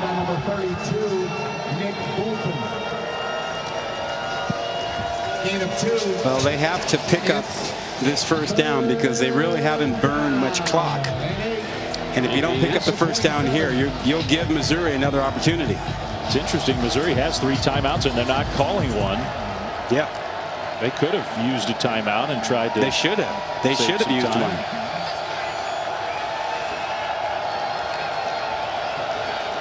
Third and 8. LSU content to let that clock wind. Brennan stepped up, and that pass is incomplete, knocked away.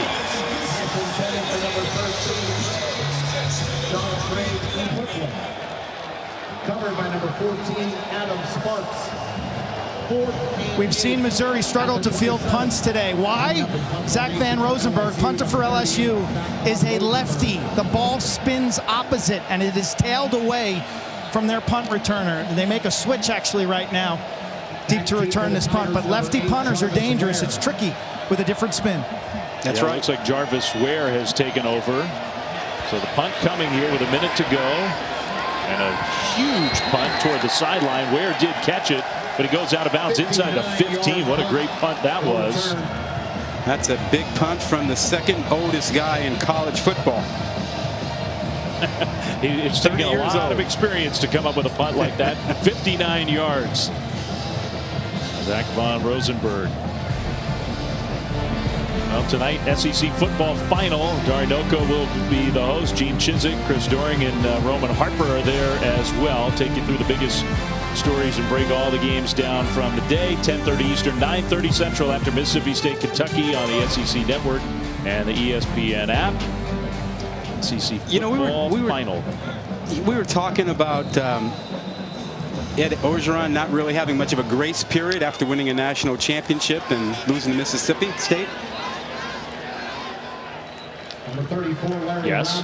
That's sort of the way of the life in the SEC. Gene Chizik is going to be on the show tonight. And remember when Gene Chizik won a national championship at Auburn, the fans didn't give him much of a grace period either.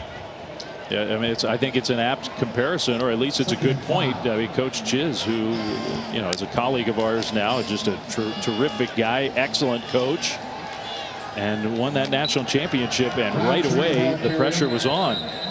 Penalty flag thrown on that run play. Missouri just content to be conservative. They didn't call the timeout when they were on defense. That cost them about 35 seconds. Then you had the 59-yard punt. Yeah, a little surprised that they didn't try and have a 2-minute drill here and use their timeouts a little more effectively, a little better time management, but they probably made the decision that they were comfortable where they were, tied up going in at halftime, and didn't want to take a risk of anything happening. We still have not gotten the penalty call. LSU does not have a timeout.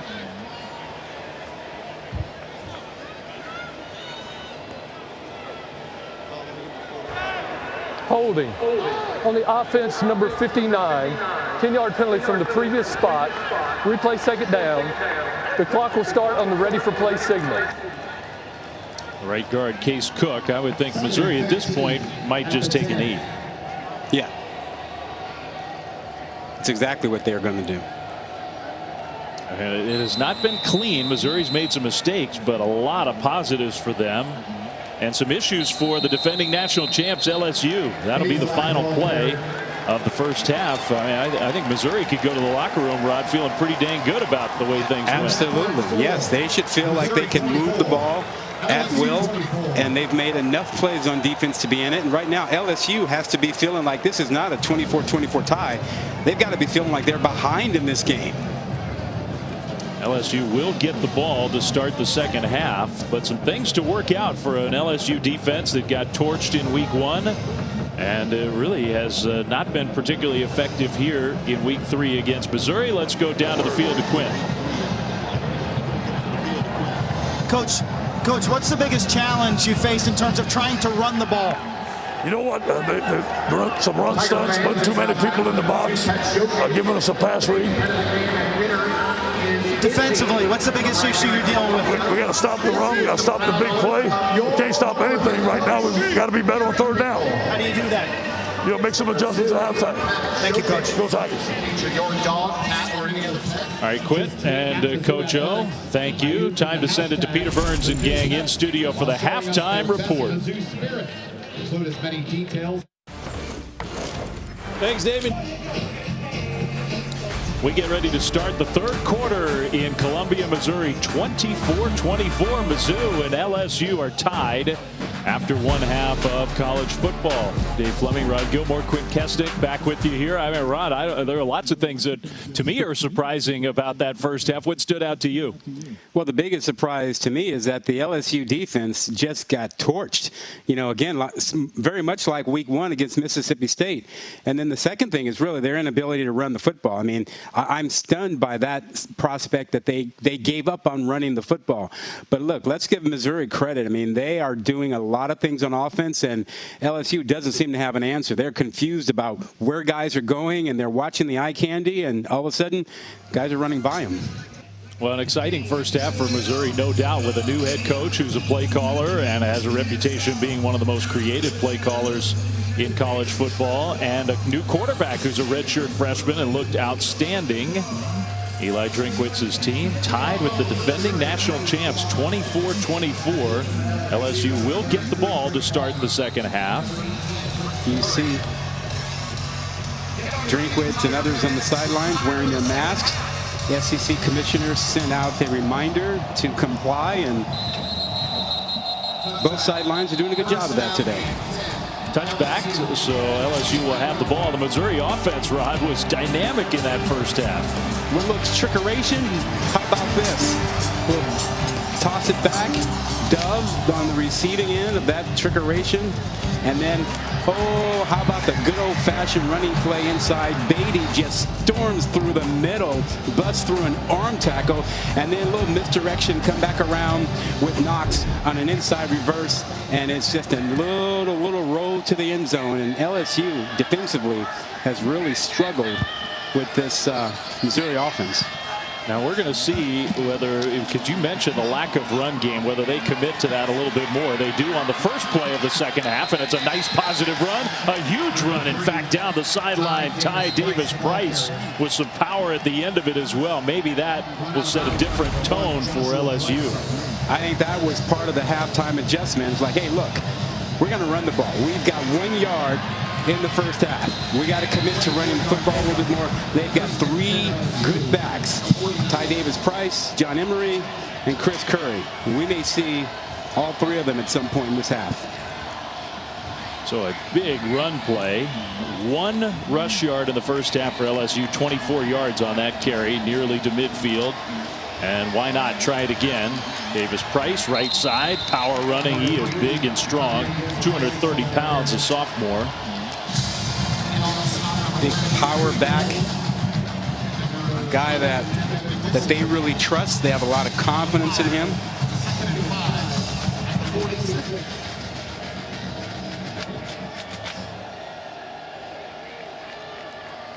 So it's 2nd and 5, LSU. So plenty of time on the play clock for their junior quarterback, Miles Brennan, who really, I thought, threw the ball well in the first half. They shifted Davis-Price and handed it off to him, and Missouri, I think, saw that coming. The ball ended up coming out, but he was down, a gain of 1. LSU opened up the game really trying to establish Eric Gilbert, their tight end, freshman, and then went away from him after that. This might be the time to go back to him. It was a successful strategy for them. Yeah. Gilbert is just a freak show athletically and had a coming out party in the first quarter. He has been quiet recently. 3rd and 4. LSU has not converted a 3rd down yet, and they still haven't.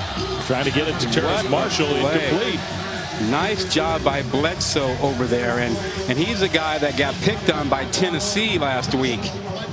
But you know what? When you play on the back end, your confidence always has to be high. You get beat, you just come right back, and it was a lucky one, and he has bounced back from last week nicely. These punt plays have not been comfortable for Missouri so far. Zach Von Rosenberg going to try to pin Missouri deep. See if he can do it. It'll bounce, and it kicks out of bounds. Wow, what another terrific punt from Zach Von Rosenberg. Missouri's going to have the ball inside their own 2 for the first time in the second half. Let's go down to the field to Quinn. That ball had eyes. Unbelievable. And talking to Eli Drinkwitz, Missouri head coach, offensively, very happy with his ability and his offense's ability to keep LSU off balance, whether it's run or pass. He likes that. Look for more of the same. Defensively, he felt the key in the second half was hitting Brennan. I said, how do you stop Marshall and Gilbert? He said, we can't really match up with them. It's not that. It's we've got to get to Brennan and impact him. Yep. Makes sense. Hey, listen, down here, don't be surprised if they throw the ball. They have tried before to get the ball out of the shadow of their goalpost by taking some shots. All right, Roundtree is in the backfield, and they give it to Larry Roundtree without a lot of room to run. He is pushing forward, though. Some tough running. Out to about the 5. LSU says the ball came out. It did. That's a fumble. LSU has it. So that extra effort, Cox came up with the ball. Roundtree was trying to get an extra yard or 2, and it cost Missouri the football.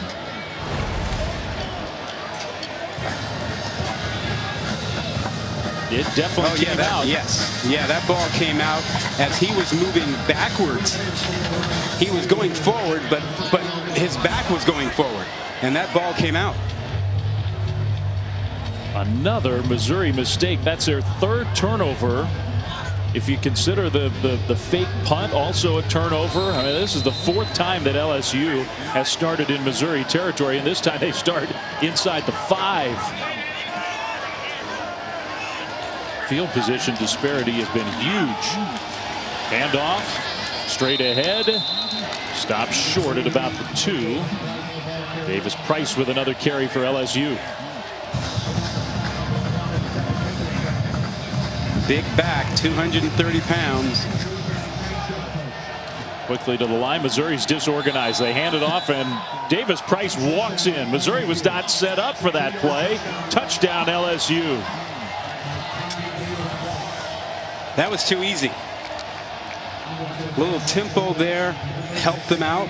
Missouri seemed to be a little bit slow trying to get aligned. Weren't prepared for this. Look at them. They're still moving, trying to get to their positions. Can't do that. So you got to really be ready on the goal line. The punter, Von Rosenberg, with a great punt. And then the defense came up with the turnover. LSU a couple of runs, punches it in to take the lead back. Extra point just snuck it through. 31-24 LSU taking advantage of another Missouri mistake. Coach O is happy as his team handed the ball off in the second half into the end zone for the touchdown.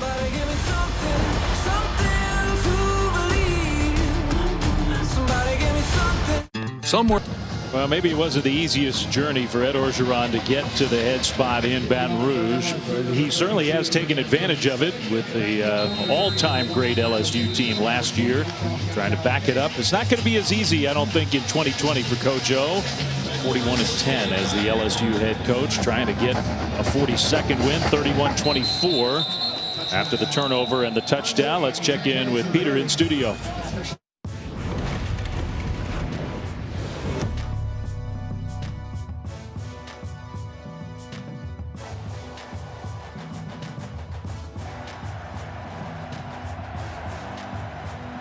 G update. Tony does it again. Kadarius Toney from Kyle Trask, 28-17 Gators. Well, similar feeling game here. Not that this one maybe was as expected. Missouri gets the ball back. Missouri has moved the ball beautifully. And Ed Orgeron, with all that success, especially last year, has to be concerned with the way his defense is playing. Defense back on the field here. Knox gets the ball with room to run. Knox out into the open field, out close to the 40-yard line. Just a jet sweep, and he has to be concerned about that defense. You know, you talked about Orgeron and his journey here. There's a new book out about him, Flip the Script, written by Bruce Feldman. And it tells you an awful lot about Orgeron, and he says that he wants people to read it because he wants them to understand you have to change your dream. Bazelak on the move, throws, nice delivery right to midfield. That should be another Missouri first down. There's a compelling section of the book that we read about his experience at USC and what he expected, and it is, oh man, it's gut-wrenching what happened to him at USC. And part of his deal is to say, look, you know, things change. You have to change your dream. And he is a man who came back home and got the head coaching job and won a national championship.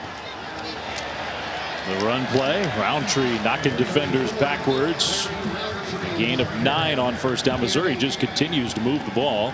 Well, can't wait to read the full book. It's going to be, I mean, the first Bruce Feldman, Ed Orgeron book was terrific.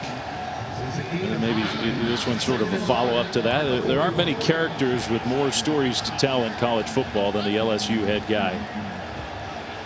I think there was also a 60-minute segment on him as well, Quint. He's an elite recruiter. That's one thing's for sure. And you watch that pregame with the assistant coaches on their phone texting and FaceTiming recruits. No time wasted. A deep ball. Wide open. Touchdown. Where is the defense? There was nobody there. Micah Wilson with the Missouri touchdown. Holy moly. He can't possibly get that wide open. Look at all the eyes staring in the backfield, looking at the eye candy, and not. aware at all at the receivers. Michael Wilson could have just walked past everybody. You saw what was going on. Eli Ricks, number 1, the corner on that side, was staring in the backfield and lost complete sight of Michael Wilson. You can't get an easier throw, an easier touchdown than this. Where's all the coverage? Where's all the coverage? There is none. Let me run it up. Still won't let me inside Canada. Wave runners on the White House floor. My son already. Can't see it. 31-31, early third quarter, wild game in Columbia, Missouri, and Bo Pelini disgusted with that last sequence from his defense. And he should be. Look what happens on the bottom of your screen here. 2 defensive backs, eyes in the backfield. You got 2 threats, 2 receivers out here, and they're looking in the backfield. They seem to have a communication problem, and they're still looking in the backfield. Who gets this guy? They're still looking in the backfield. One guy believes, hey, you're responsible. And the other guy thinks, no, no, no, no, you're responsible. Look at them. They stop running. They're talking. They try to talk to each other that, hey, we had a miscommunication. You cannot have a miscommunication on a wide receiver. Can't We're do asking everybody to socially distance. That was taking it to an extreme. that was not good. There's some major concerns for LSU on the defensive side of the football. Eli Drinkwitz, meanwhile, dialing up the big plays for Missouri. All 4 touchdowns, 16 or more yards. They already have 361 total yards. They're outgaining LSU, not quite 2-1, but they have a big advantage in total yardage. The mistakes, the turnovers, muff punt, fake punt that didn't work have really, I mean, it seems strange to say. That's why this is a tie game. Otherwise, Missouri has outplayed the defending national champs. That's right. Curry in the backfield. Miles Brennan going to throw on first down, and he's going to throw down the field. It is caught in stride. Marshall, LSU, 1 play and the answer. Another touchdown for him. 75 yards. We have ourselves a track meet. Wow. 3rd touchdown already today for Terrace Marshall. His 7th of the year. Yeah, nothing fancy about this. This is just a misplay by the safety. You see Martez Manuel there, number 3, gets turned around. Otherwise, he's in position to make a play on the ball, but he gets turned around, and a perfect throw allows Marshall just to run under it like he got the baton on the last leg of the relay. The heck with the run game when you can do that. Extra point for LSU. Well, that didn't take long. 38-31, LSU back ahead.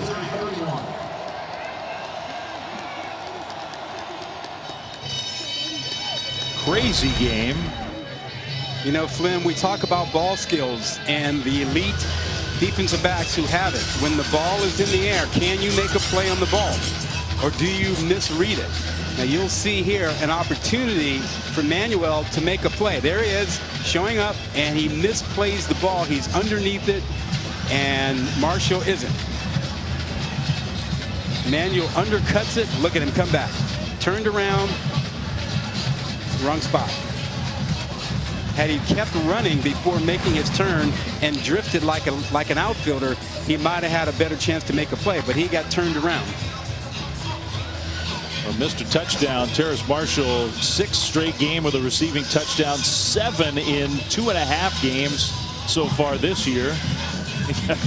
20 touchdown catches in his last 15 games. A quick strike, longest play of the year for LSU, and a touchback on the kickoff. Man, shopping at Academy is such an experience. It's like fun you didn't even know you needed. All over the place. It's everywhere. What? Oh, okay. Yep. Yeah. So help me if you want to. I'd love to. Our friend Laura Rutledge. Always good to see Laura. 38-31, third quarter from Columbia, Missouri. I think LSU would do a little shopping for some defense right now. They have a wish list, I think, going. Some things that they need. Look, let's not forget, this is a young, inexperienced defense. This team lost an awful lot from last year. They did. Graduations, NFL draft picks, even opt-outs have hurt LSU, but there's still talent on that side of the ball. This is hard to explain. That pass was caught after the deflection. Are you kidding me? What a ball was hanging up in the air. That was a good catch. Dove. Dove's been having quite a day. This is the rebound catch. Ball was behind him. Manages to get his hand on it. Nice rebound. The umpire's got to get out of the way. That is not where he's supposed to be.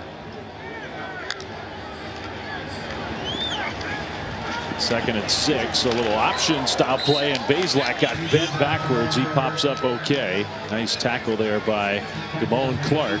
It's 3rd down. Well, it would be a boost for this LSU defense, Rod, if they could just get a stop, force a punt. They have not stopped Missouri in a while. No, and they've been good on 3rd down. You know, they've mixed up what they've done. Shovel passes, empty formation.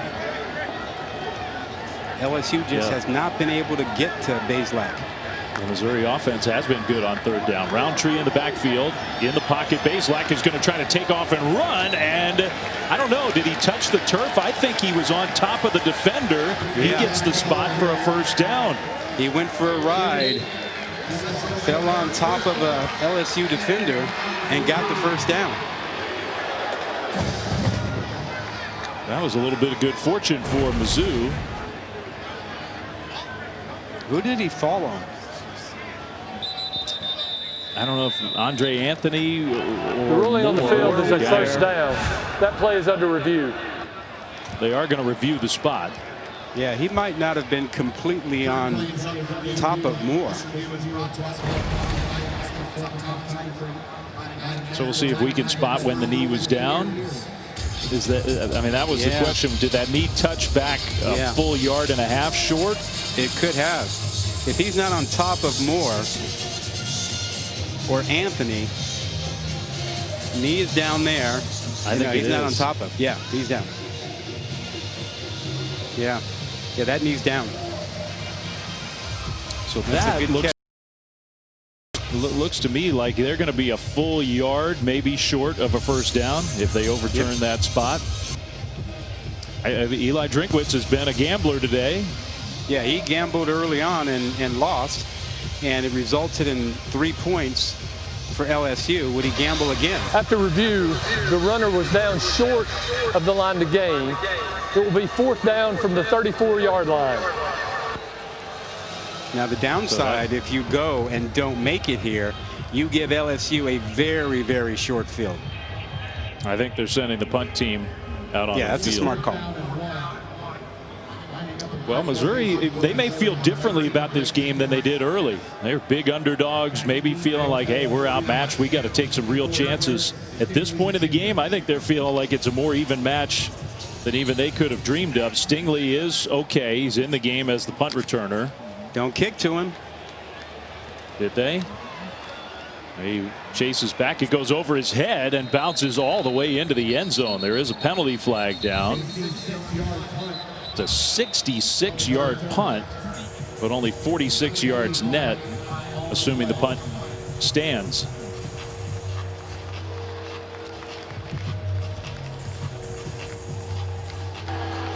During the kick, personal foul, illegal blindside block. On the receiving team, 10-yard penalty. Correction, half the distance to the goal. 1st down. Which will essentially be the same thing. So it won't be good field position. That punt worked a little better. Number 1 of the receiving team, number 1. For Missouri. We'll take a timeout. LSU has the ball up by 7.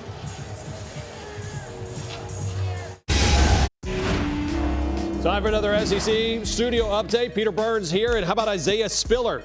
Punching it in. He's got 13 carries for 110 yards. Florida, though, up 28-24 in the Aggies. What happened to SEC defense? There's still some defense in this conference. There's still lots of good defensive players, but it sure has been an offensive start to the year in the SEC. And this game, totally emblematic of that. From the 10-yard line, LSU has the ball, 1st and 10. Up 38-31 with still almost 9 minutes to go in the 3rd quarter. 6 guys in the box for Missouri playing for the run. Curry gets the carry, and he gets stacked up right at the line of scrimmage. Nick Bolton in on the tackle. You know, it's funny, Rod, because Nick Bolton's such a standout for Mizzou. The LSU has not run the ball. He's hardly had a chance to make any plays today. Yeah, that's just his 4th tackle. Obviously, when they're throwing the ball, he doesn't get as involved with the tackles. But they're trying to make sure they keep about 6 guys in the box when they can and force LSU to throw. They throw it short and quick with a blocker out in front. Marshall with another catch and run. First down, LSU tripped up as he stumbles forward to about the 25. You talk about yards after the catch. He's got great running skills. I mean, that change of direction for him to get free and pick up that first yard, unusual for a guy his size, 6'3", 200, with that kind of change of direction. Man, is he good. Just having another huge game and huge year. Can you imagine if Jamar Chase had not opted out? What this offense would be like? Add Gilbert to Marshall and put Chase in there.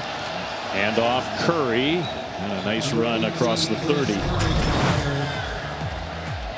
Miles Brennan, 4 touchdowns, no picks, 256 yards. He's been efficient. Marshall, 3 more touchdowns, 130 yards receiving. I think Marshall is looking for one of those helmet stickers tonight. He might get it. Takes a play off. He's earned it.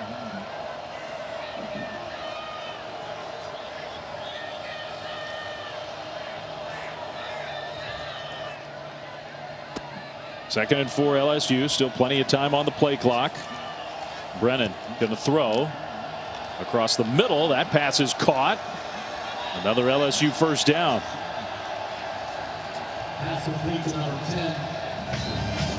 Ray Jenkins with the catch. A nice deliberate drive would be huge for LSU, would help their defense, and would also give them a 2-score lead if they were able to produce.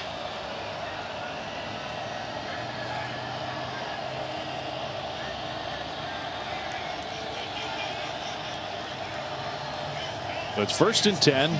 John Emery back in the game at tailback. He's had a very quiet afternoon after his best game at LSU last week. Play fake to Emery. Brennan was getting hit as he delivered the ball incomplete. Yeah, and that impacted his throw. He got hit from behind just as he was letting it go, and I think that caused the inaccurate throw. He's otherwise been very, very accurate today. Trajan Jeffcoat got the pressure on the sophomore, who is a good natural pass rusher. He's got a chance to be a good player for Missouri.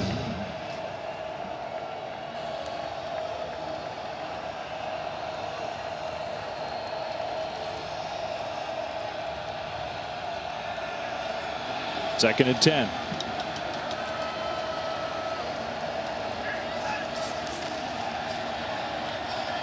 Brennan across the middle with the catch, but the immediate tackle short of the first down. It'll be 3rd down LSU. Do you like the look over?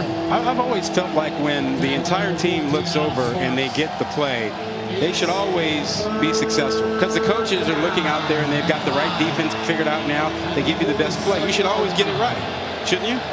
It does seem like a great strategy. Get the defense lined up, and then you still have plenty of time to survey and make the right play call. And here we go again. Exactly what they're doing here. So they should pick this up, because now the coaches are going, we got the right play for this now.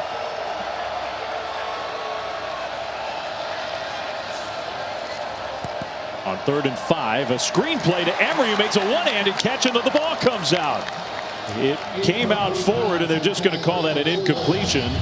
So Emery had it in it one hand, tried to secure it, and couldn't quite do it. Yeah, good job by Bolton getting there and not allowing him to have the freedom and time to pull the ball in. That was Bolton, giving him a little bit of hurry there. Yeah, and I'm not so sure, Rod, that he needed to try to make a one-handed catch there.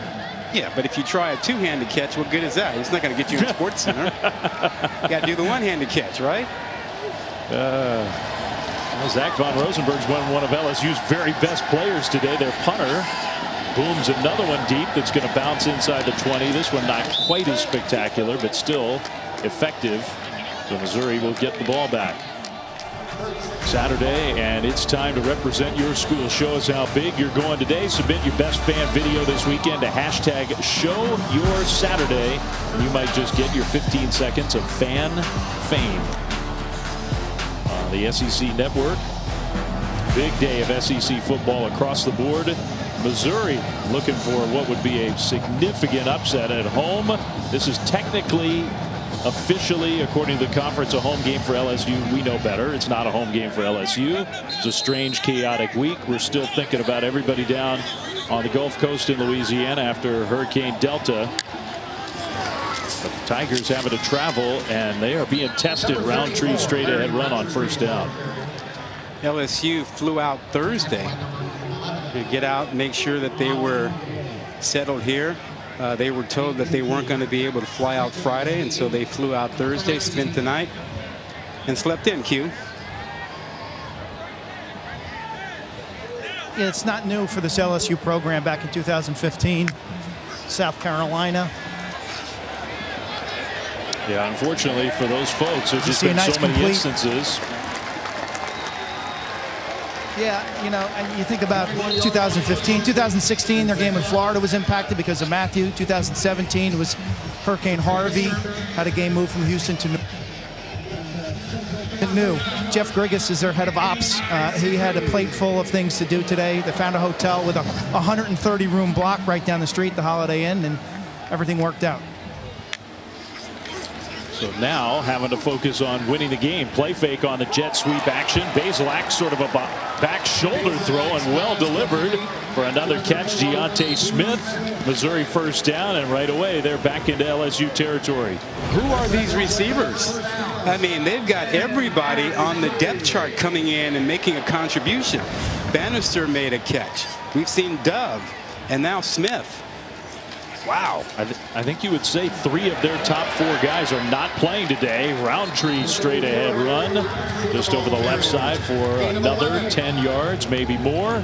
Yeah, first down Mizzou. Little pin and pull action, pull a couple of linemen around, and Roundtree just got right in behind them, got up the field. They are dictating to this LSU defense right now.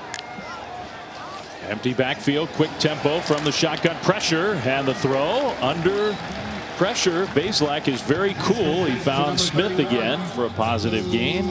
And just to reinforce the point in case folks are joining us late, 7 Missouri players who are a part of their depth chart, a lot of starters out today. Whiteside just an injury, the other 6 with COVID protocol.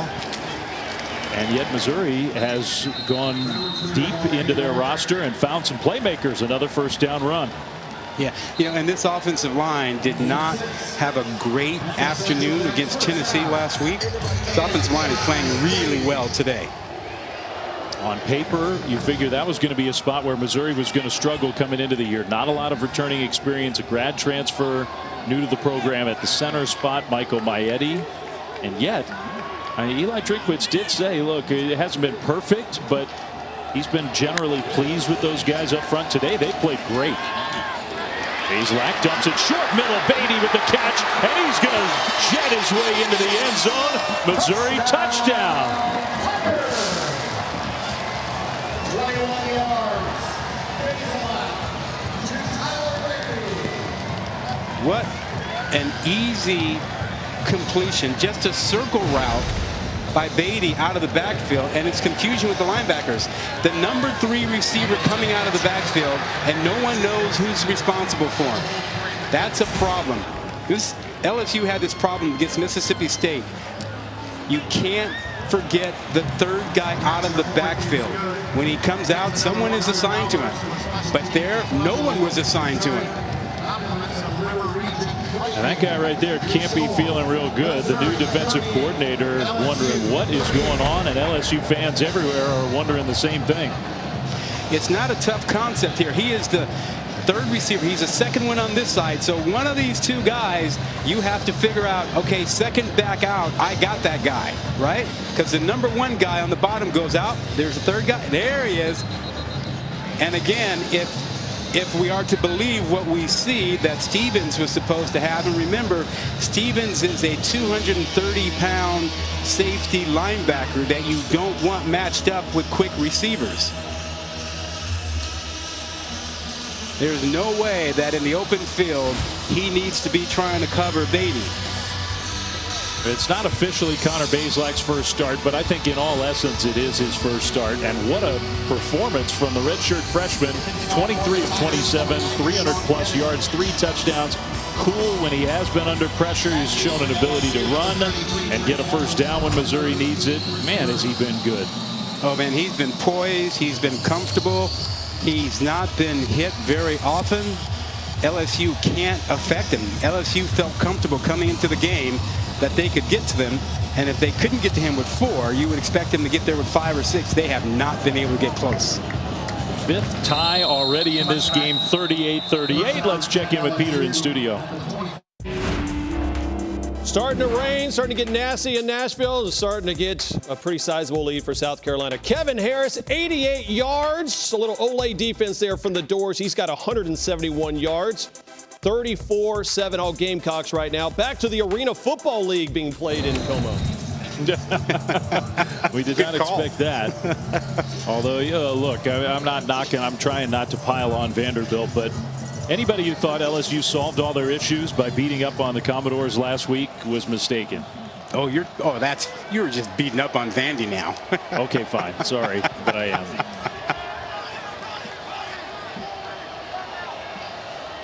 Tie game, 2:36 to go, 3rd quarter. Miles Brennan will flip that one out left side, and it's complete for a nice gain. Davis Price, though, had some more room to run, just couldn't keep his balance. Don't you feel that win, lose, or draw now for LSU, there's going to be a lot of concern back in Baton Rouge? Absolutely, 100%. And they got Florida up next. Florida's offense looks unstoppable. Kyle to Kyle.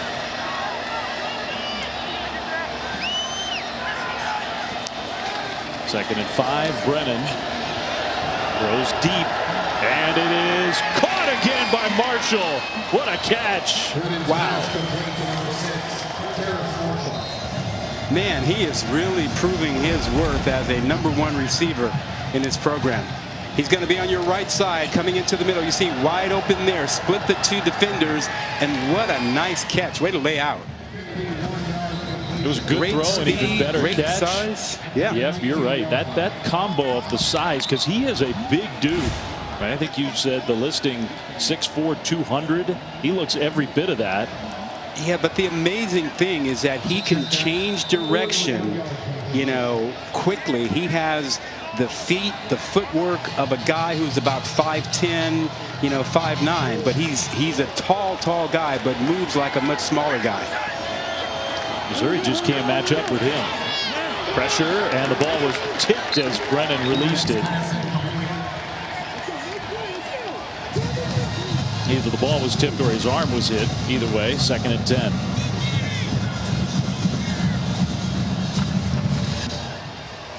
That is a big wide receiver. 2nd and 10, 26. LSU from the Missouri 26 after another big play in the pass game.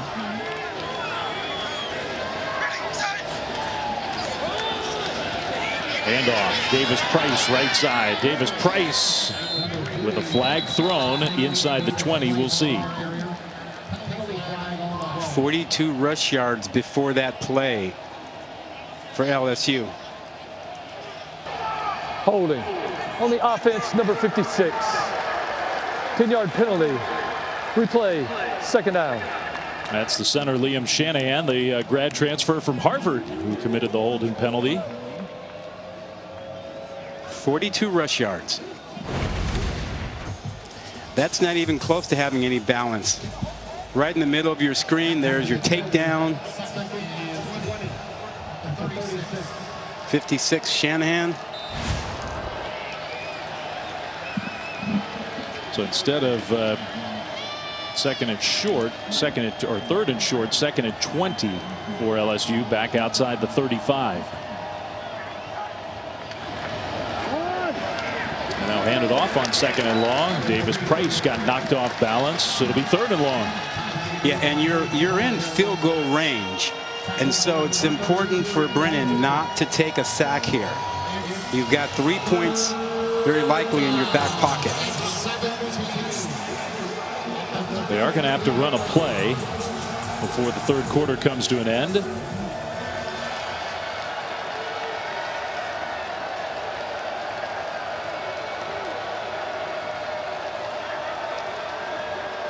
Emery in the backfield on 3rd and 17. Miles Brennan, 4-man rush, pressure came immediately. It's incomplete. Wow. And I guess they were setting up a screen. It was not executed perfectly. So it's 4th down and long, 4 seconds to go in the third quarter. And we're going to test that field goal range. Yeah, good job of Brennan getting rid of this football, because taking a sack would have eliminated the field goal possibility. And we know Cade York has a huge leg. This is going to be about 51 yards for the sophomore, who's made a lot of these in his career, including last week, made a 53-yarder. To try to break the tie. The kick is on its way, and that one is another boomer off the leg of Cade York right down the middle. On the final play of the third quarter, LSU cashes in 3 points after a good drive that was stopped. The field goal kickers have been impressive in this game. We go to quarter number 4. The LSU Tigers up by 3.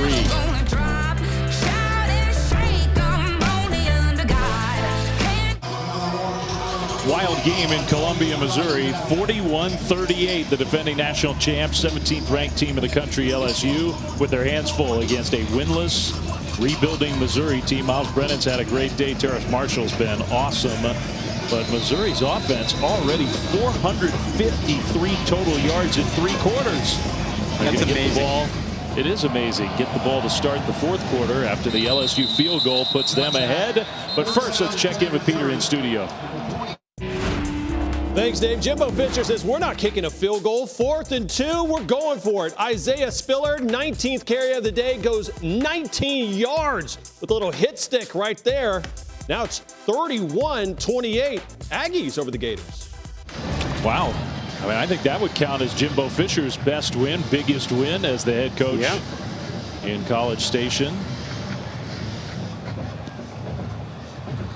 So now the LSU defense, all eyes on this beleaguered unit, torched in week 1 and getting torched again here in week 3 by Missouri. Hand off Beatty, picking his way forward for a gain of 7. There is a penalty flag on the play, though.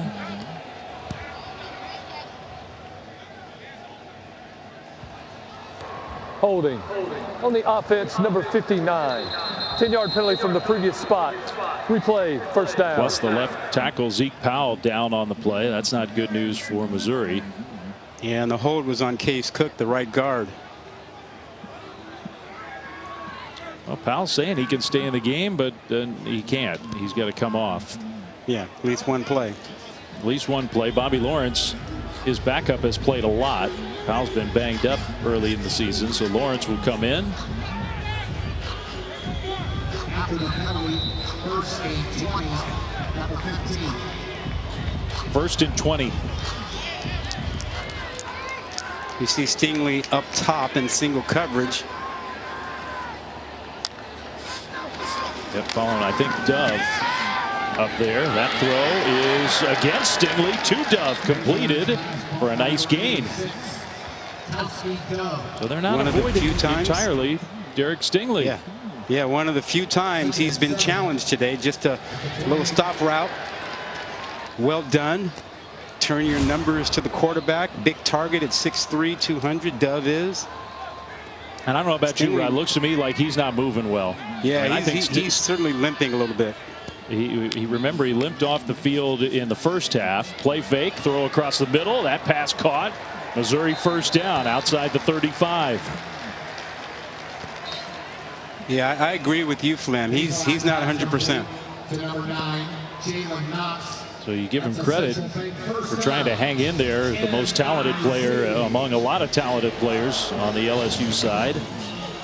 Well, he's the best player on this defense, and coaches told us yesterday he'd be the best player on offense if they moved him over there. That was an amazing comment, wasn't it? Big hole up the middle. Roundtree, first down and more inside the 40, inside the 35. Missouri with another big play. 28-yard run.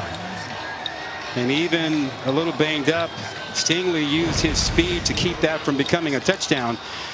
Watch him burst through here. Just another little pin and pull, and Roundtree get to the outside, but there's that speed of Stingley. Not 100%, but great pursuit. Missouri is up over 500 total yards of offense now. Beatty got away. That was going to be a loss. Now there is a flag. A stiff arm gets him some more yardage, so we'll see. LSU having a hard time tackling anybody right now. But there is a penalty.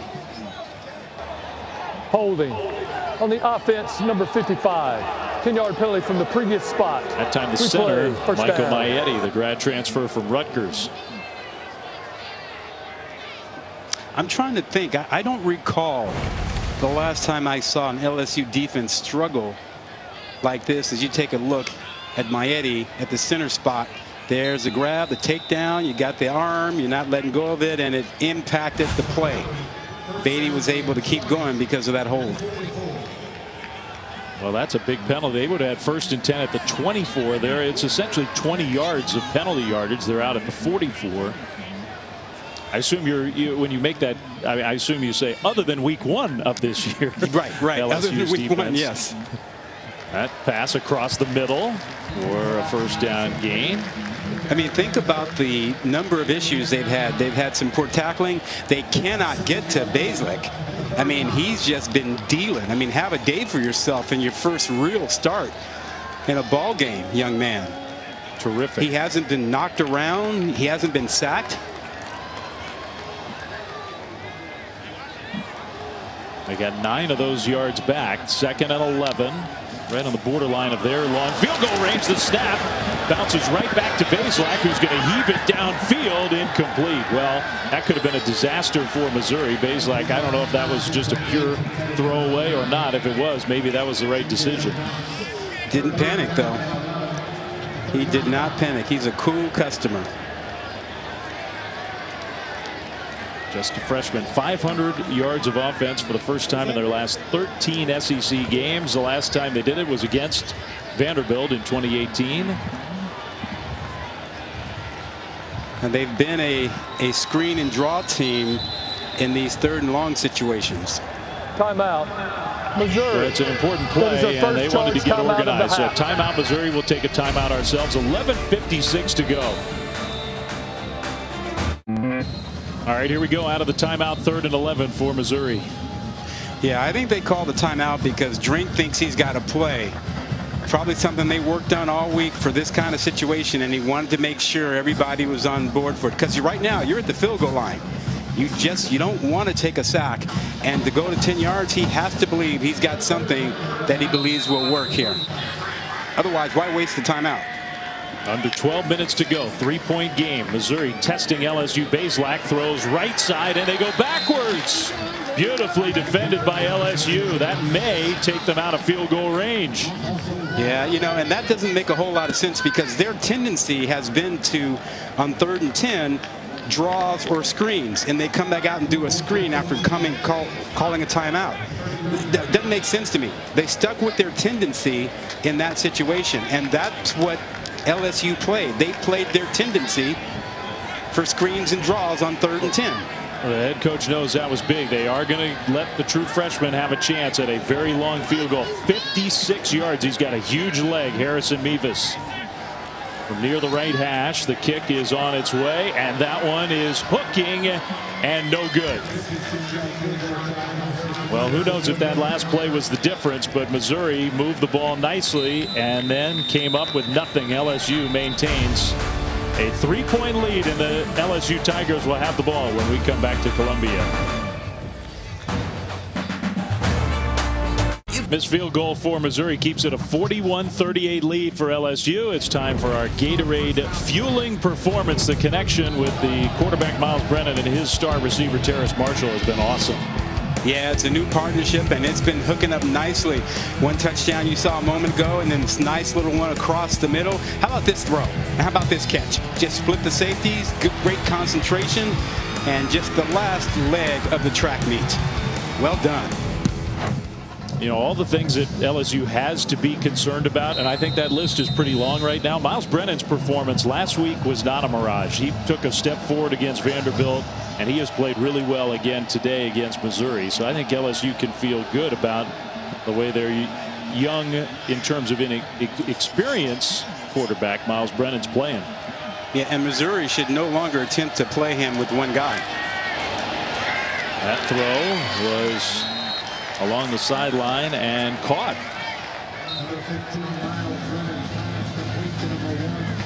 Boutte with a nice delivery from Brennan again. Freshman from New Iberia, Louisiana, Westgate High School. Great hands.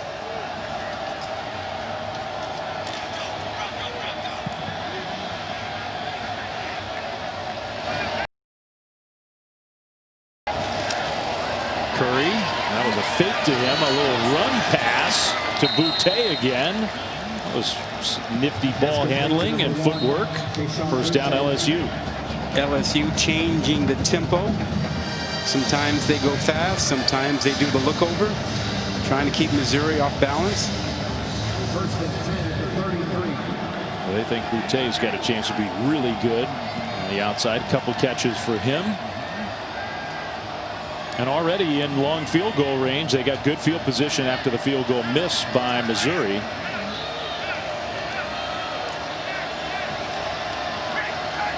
Under 10 minutes to go. Brennan in the pocket, throws over the top left side, and it is knocked away, incomplete. Trying to go to Boutte again. Good job, Burdine over there. Great coverage. I'm actually surprised they went to Boutte. They had Marshall on the other side, but look at this great coverage. A little hand fighting, that's fine. Mutual combat. No flags necessary for that. Got his head around and played the ball. 2nd and 10, clock stops. LSU still not running the ball. They've run the ball a little better in the second half. Yeah, I just keep looking at Marshall in that slot. That's a problem. You don't want him on your attacking your safeties. Yeah, they're going right to him, and in the slot he'll get the first down. Well, that's why they're not running the ball. When you got number 6, just look for him. Yeah, that's a problem. When he's in the slot, they've got to adjust for that. They cannot allow him to work on a safety. He beat Bledsoe, the safety, that time. 11-yard gain, another catch for Marshall. I mean, that's just too easy. You know, that man working on a safety. There's Marshall again on first down. If he's going to line up like that, and be on the line of scrimmage, you need a guy in front of him to make sure he doesn't get a free release. Brennan toward the end zone. It is incomplete. Trying to hit Torrey Carter, who's a much different target. No knock on Carter, who's a talented player, but Aaron Gilbert, we have not seen a lot of him after he banged up his shoulder. Just spectacular in the first quarter. That's a catchable ball. Another great throw by Brennan. He's played really well. You know, his improvement from week 1 versus Mississippi State to today has just been phenomenal. He's not holding the ball too long. He's not staring down receivers. He's made huge strides in these last 2 games. Agreed. Well, that was a good throw. That should have been a touchdown. Now all whistles. Did LSU have to burn a timeout? Yes. LSU.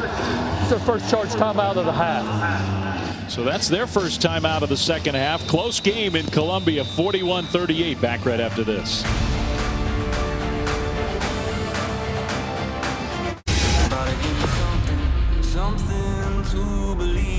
ESPN, home of the college football playoff. College football playoff that last year was dominated by the LSU Tigers. Different year for LSU, that's for sure, with a fight on their hands. Good news, I mean, Gilbert has been on the field for some snaps. They just have not used him as much. So you wonder how healthy he is. He was a monster in the first quarter.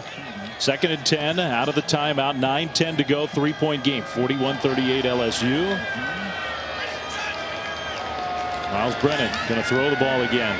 Brennan in the pocket, now being chased. Brennan will get taken down. He did not throw the ball away, and he got tackled from behind. Jeff Cohn with the sack. Brings up a difficult 3rd down. They have not converted a 3rd down all day. How amazing is that? 0 for 8 on 3rd down to LSU. And they have 41 points on the board. Now, can they protect Brennan here? We've seen the 3rd down pressure from Missouri most of the day. Do they fake it or do they come with the pressure? Yeah, Gilbert and Marshall both on the left side. Yeah. Yep.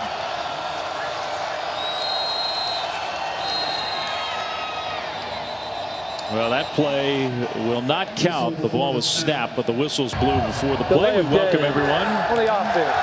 who is joining us from South Carolina Vanderbilt. Delay of game penalty against LSU. We have had a much, I'm sure South Carolina fans enjoyed that demonstrative win, but a much more entertaining, much more closely played game here in Columbia, Missouri. A game relocated from Baton Rouge because of Hurricane Delta, and the Missouri Tigers winless on the year, but playing the defending national champs very tough. 41-38, 3rd and 18 now after the delay of game penalty.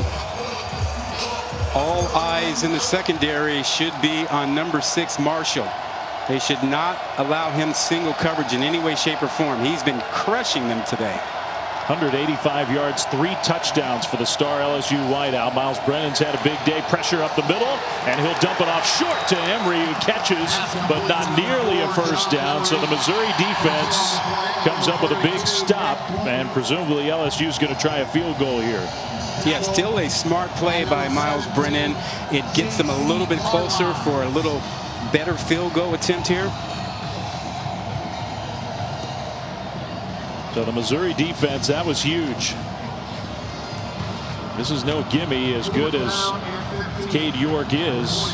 He's hit 2, 42 and 51. And the 51-yarder would have been good from 56, 57. He's got a huge leg. This one 45 yards. Kick is blocked. Blocked by Missouri. And the Tigers are going to take over. Down just 3.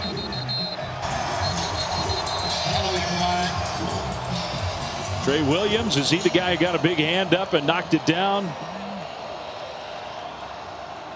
There is a penalty on the play.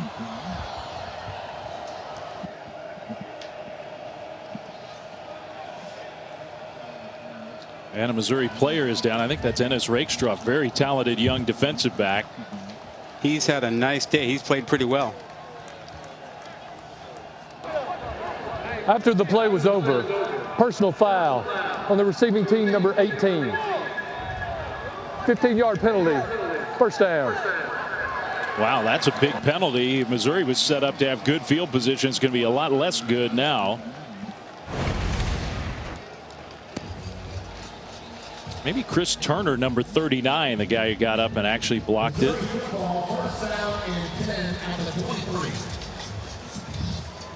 I think you're right. Maybe. Right there in the middle.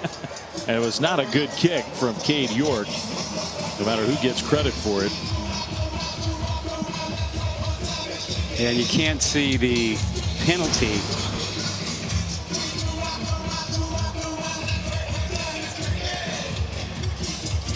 Well, Missouri still escapes without any more points for LSU. Missouri has moved the ball beautifully in this game. More than 500 yards of offense against what I think is, it's fair to say, is a beleaguered LSU defense right now. They've had them confused with all of the motions and adjustments. And the redshirt freshman quarterback Connor Bazelak has been outstanding. Handoff on first down, and the cut upfield. That was well pursued by the LSU defense. So the game summary to this point, with under 7 minutes to go now. Brennan with the big day, career high 363 yards. Marshall's been huge. 5 different touchdowns for Missouri. Each one has been what I think you would consider a big play, 16 or more yards and over 500 yards of total offense. And some of those plays off of trickeration. Play fake on 2nd and 12. All the time in the world. Bazelak, wide open receiver across midfield. Still going with a blocker in front. Missouri, another big play all the way down to the 10.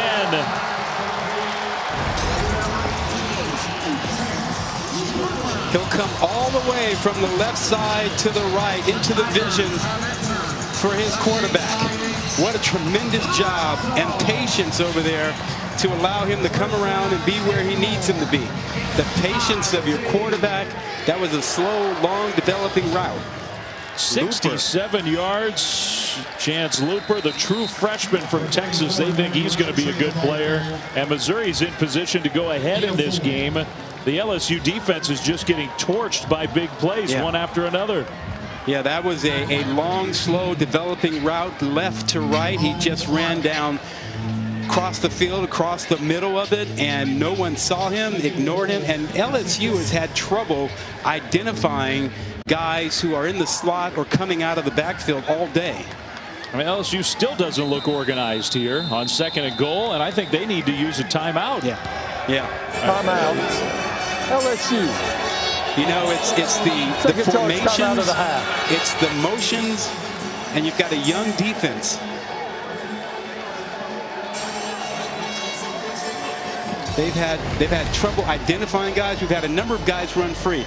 Now down on the bottom, this is where Looper is. He's in a close split. Now he's just going to kind of delay and then do his crossing route. As he takes that delay, people start to ignore him. It looks like you've got zone coverage on the back end, so he gets ignored, and there is a huge gap between the deep coverage and the short zone. And you get a missed tackle to boot.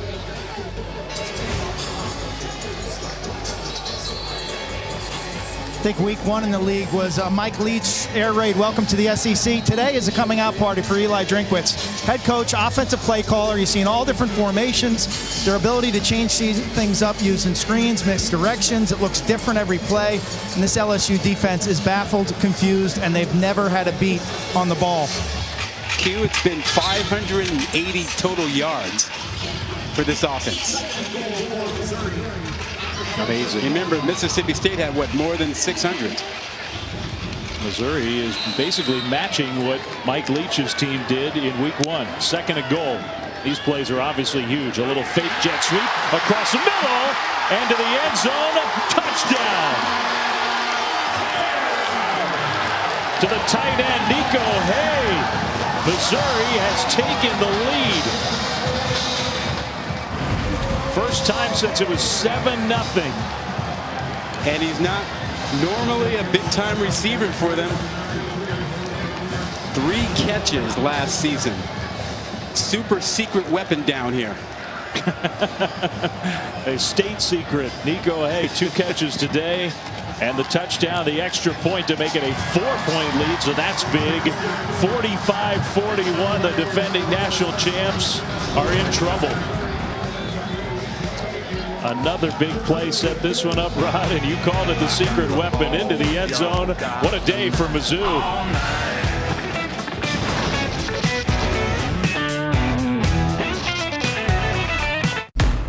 All right, I know that LSU is replacing a lot of talent. I know it's a different LSU team, but this is hard to believe. Down 45-41. They haven't started 1-2 in Baton Rouge since 1994. Just over 5 minutes to go in Columbia, Missouri, with the Missouri Tigers now ahead. And the kickoff will be a touchback, so LSU will get the ball down 4. First, let's check in studio with Peter. Another wild update in Kyle Field. Kellen Mond, how about this? Down 7, 4 minutes ago in the 4th. Rears back, finds Caleb Chapman. Got it. bodies him for the touchdown. We got a tie ball game, and then 3 minutes to go. Malik Davis puts the ball on the ground. Aggies driving with 1:40 to go. Wow. So we'll stay posted and up to date on that game here. We've got a wild one in Columbia, and LSU with the ball back, 5:18 left, down 45-41. Miles Brennan's had a big game.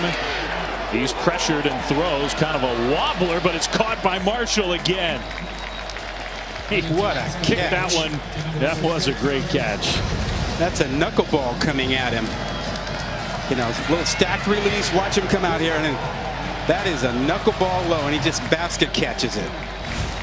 That's He's nice. over 200 yards now receiving in this game.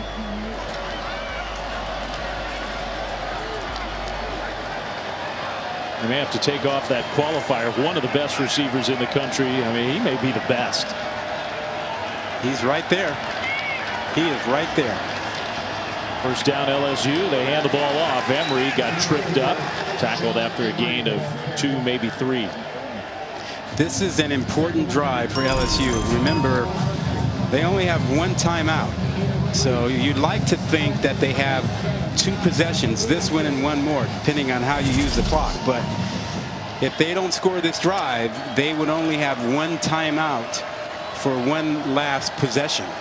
That's a good point, and I'll follow up on it. They're being very deliberate here. They are not going fast, which to me almost guarantees that they've got a score on this drive.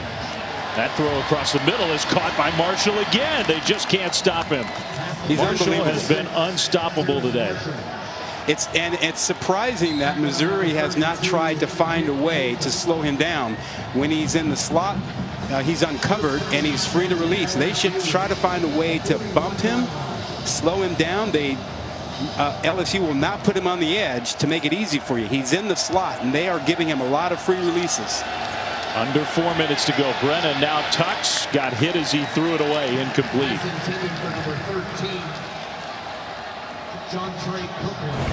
So he's taken a couple of hits. This was 2 plays ago.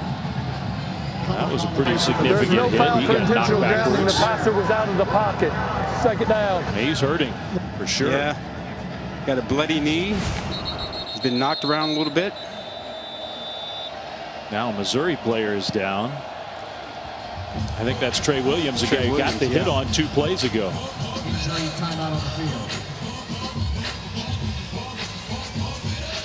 That does give Miles Brennan a chance to kind of catch his breath.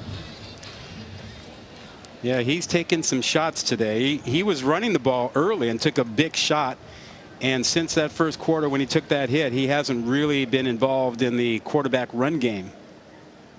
I would not have predicted this coming in, but there have been way more hits on the LSU quarterback than on the Missouri quarterback. Missouri's kept their young quarterback fairly clean. Miles Brennan's played well anyway. 394 yards, 4 touchdowns.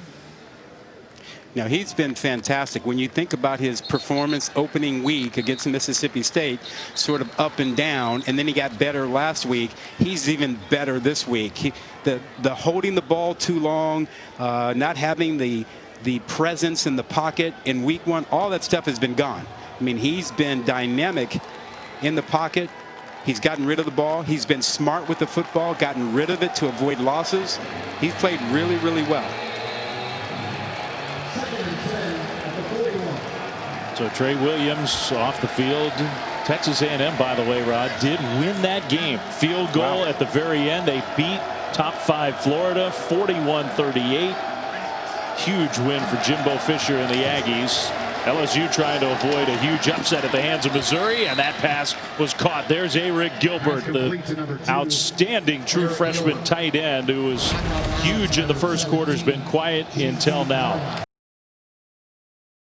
And has some hops and soft hands. That's a well-run route. And that big man has really good hands. Man, is he talented. 6 catches, 97 yards, a touchdown for Gilbert.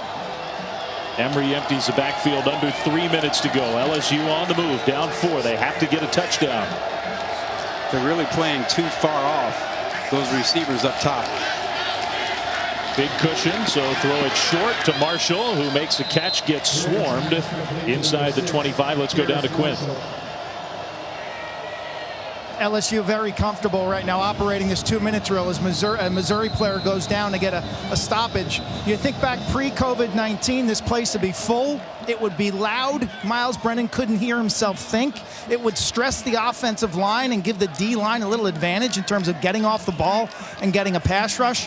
But this year, it's quiet. Offense very comfortable. They can operate at their own pace. Yep, good point. Jelani Williams, a redshirt freshman, the Missouri player, down. So while we have a quick moment, let's check in with Peter in studio again.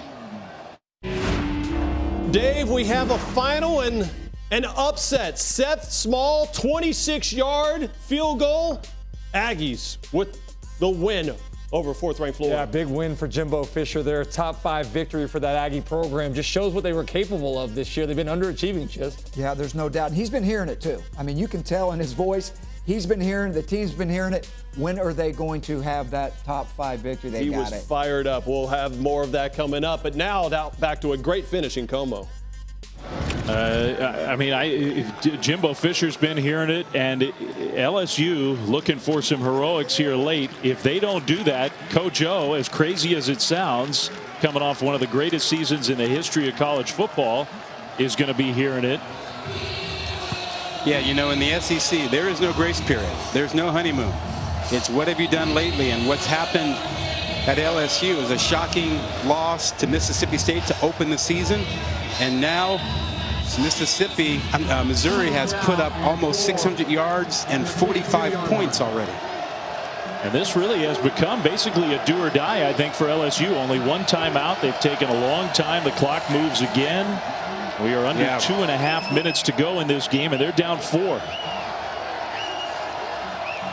Brennan from the pistol is going to hand it off to Emery left side, and John Emery gets close. We'll see the spot. I don't think he got the first down. Real close. Well, they don't have any choice here with what they're going to do. You know, we thought earlier they could have 2 possessions for the end of the game. The way they handled this drive, that's not going to happen. It's just one possession. Not to cut you off, Rod, but when they put the ball, the foot was in a different spot from where they put the ball. So that is a first down. And Marshall right Marshall's in that slot. He's the 3rd receiver in, which means unless they adjust, he'll be working against safeties and linebackers. Now it's do or die on both sides. Missouri, if they get the ball back, if they're down, may not have much time left. That pass short, complete. Inbounds, clock will continue to move. 45-41, second down LSU. LSU using the quick game, making sure that Brennan is protected. They don't have a risk of a sack. Get the ball out fast. Missouri has 2 timeouts. At some point, they might have to think about stopping the clock if LSU gets any closer. 2nd and 6. Under a minute to go. Amazing how this last drive is playing out.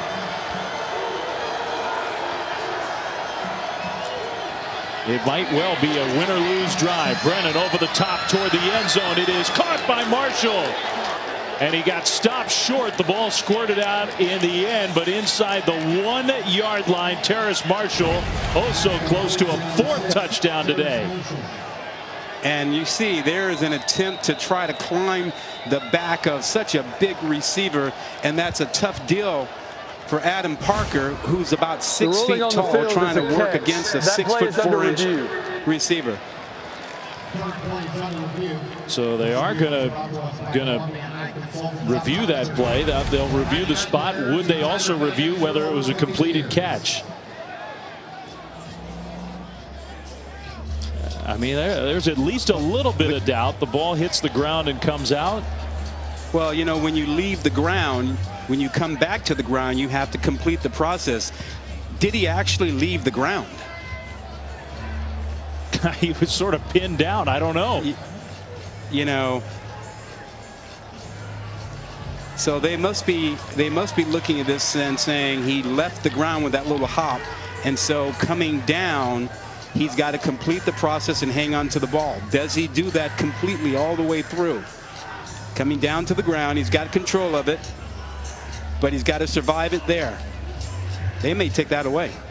I mean, I'm done guessing in football. Catch, no catch, completing the process. I don't know, but there is definitely a question on this one.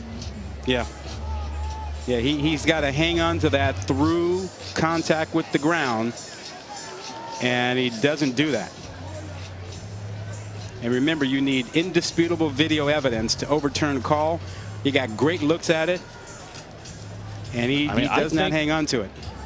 I think you have to complete that catch when you go to the ground. I think by rule, my understanding of the rule is that should be ruled incomplete. Yeah, he's got to come. He's got to make the contact with the ground and still maintain possession.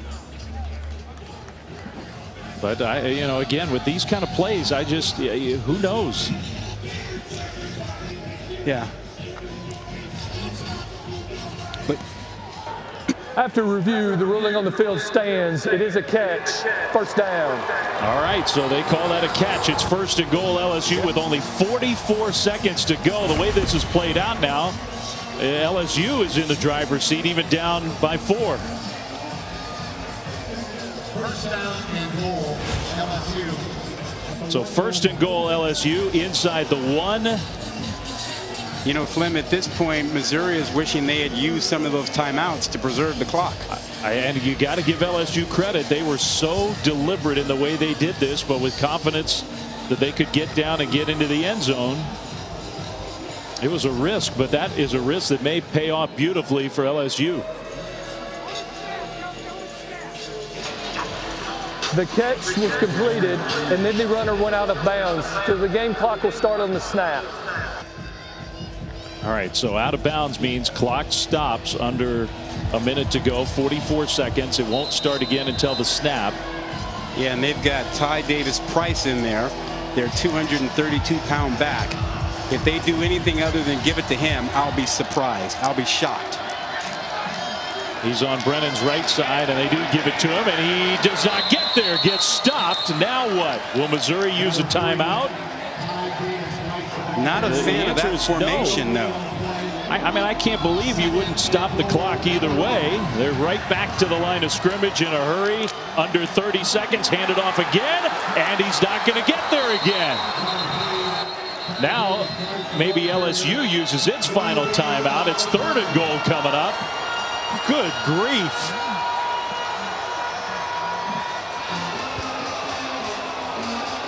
Just amazing the sequence here. Missouri scored a touchdown to go ahead. LSU got the ball back with about 5 minutes to go. Only one timeout. Dave Fleming, Rod Gilmore, Quint Kessick. Been a crazy game in Columbia, Missouri. LSU has very efficiently moved the ball down the field.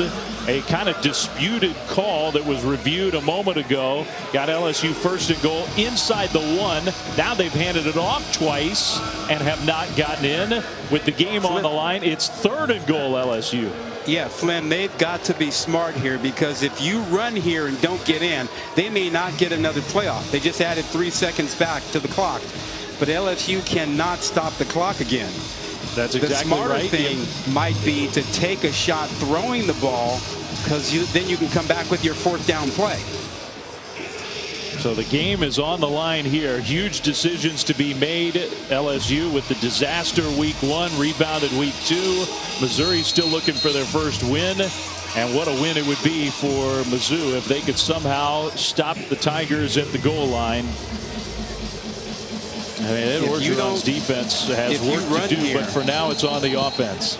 Yeah, if you run the ball here and don't get in, you may not get that 4th down play. It would be chaos to try to get lined up and get another play run. You've got Terrence Marshall, who's 6'3". You've got Racy. He's out there as well. Number 17, he's 6'3". Take a shot with one of those receivers. And if it doesn't work, you can come back on 4th down. Yeah, Marshall almost like a wing back position in the backfield. Brennan, play fake, they get it knocked down. They were trying to get it to Marshall, and Nick Bolton was right there reading the play to knock it down. Last chance for LSU coming up. Bad throw by Brennan. He simply had to get that ball up over Bolton to give Marshall a chance. Instead, he threw it sideways, It was just like a hanging curveball, and Bolton slapped it. And I don't see Gilbert in the game either, by the way. Maybe he snuck in now, but I don't see him in there. Marshall on the right side. Do they run? Do they throw? Fourth and goal, LSU. You got to take a look at Marshall. Brennan's going to roll right, looking in that direction, throws right, and it's knocked away. Incomplete. Amazing. Bledsoe knocked it away. Missouri almost certainly now is going to win this game. It was first and goal from inside the 1. And LSU could not punch it in. Now there is a flag thrown after the play. Maybe a celebration penalty against Mizzou, which, by the way, they're going to have to snap the ball and at least avoid a total disaster to make sure that they win this game. But they come up with an improbable stop. I don't believe it. How about that play by Bledsoe? He's matched up one-on-one with Marshall, who's been killing folks today, and Marshall even pushes off on him. But look at that recovery by Bledsoe. You cannot play it any better down there. Unsportsmanlike conduct against the defense, number 18 and number 3. Half the distance to the goal. First down, Missouri. Well, LSU has got to be stunned. I mean, all the stuff that's happened in this game, their defense has been torched. Put that all aside and just focus on first and goal from inside the 1. 4 chances, 2 run plays, 2 pass plays. And despite how well Miles Brennan played, LSU could not get it in. They will look back on this game, and LSU will regret going 0 for 10 on 3rd down.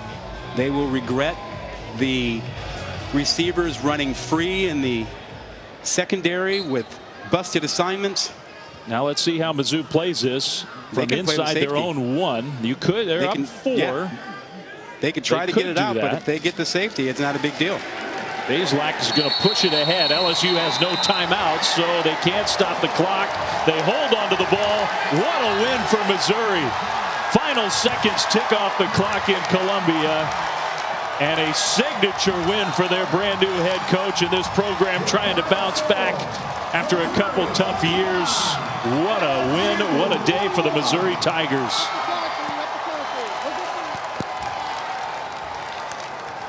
And a gut punch loss for the defending national champs, who fall to 1-2. The first win as the Missouri head coach for Eli Drinkwitz is going to be one that he will never, ever forget.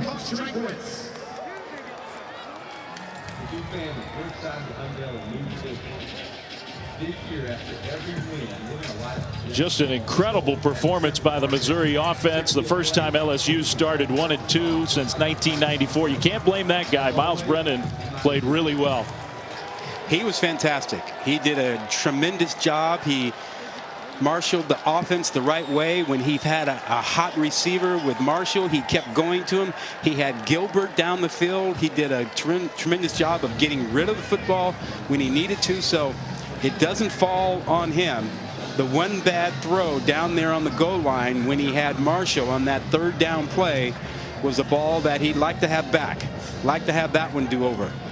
And look, I don't want to downplay what Missouri did and the losses that LSU suffered on defense with the draft, with the opt-outs and whatnot. But this was a freshman quarterback for Missouri who basically was starting for the first time and put almost 600 yards of offense against an LSU team that, despite all the personnel losses, still has talent on the defensive side of the ball, and they just got blitzed today. Bazelak was 29 of 34, 406 yards and 4 touchdowns. Wow. Wow. What a performance by him. Let's go down to the field to Quinn. Coach, congratulations. Thank you. What happened on the goal line stand? Our defense just willed it out. I mean, that was unbelievable. That's what we're about. Toughness Tuesday. Fist, faster, stronger, tougher than you in the 4th quarter. We proved it right there. You had success offensively throughout most of the afternoon. What was critical? It was a team effort. All 3 phases. Never never gave up on each other. They kept believing, kept fighting. We made plays we had to on both sides of the ball. It appeared earlier this week that the cards were stacked against you. You had 7 guys in your 2 deep who didn't play in this ball game. How do you explain the performance? It ain't about what we don't have. It's about what we do have. It's about the heart that we play with. It's about us circling the wagons. And to Boomer, nobody circles the wagons like Mizzou. How do you describe the play of your quarterback, Connor Bazelak? He was awesome. And your job as a play caller today, Coach. I thought you kept them off balance all day. Didn't have anything to do with me. Had to do with those players executing. It was phenomenal. Eli, congratulations. Thank you. It means a lot.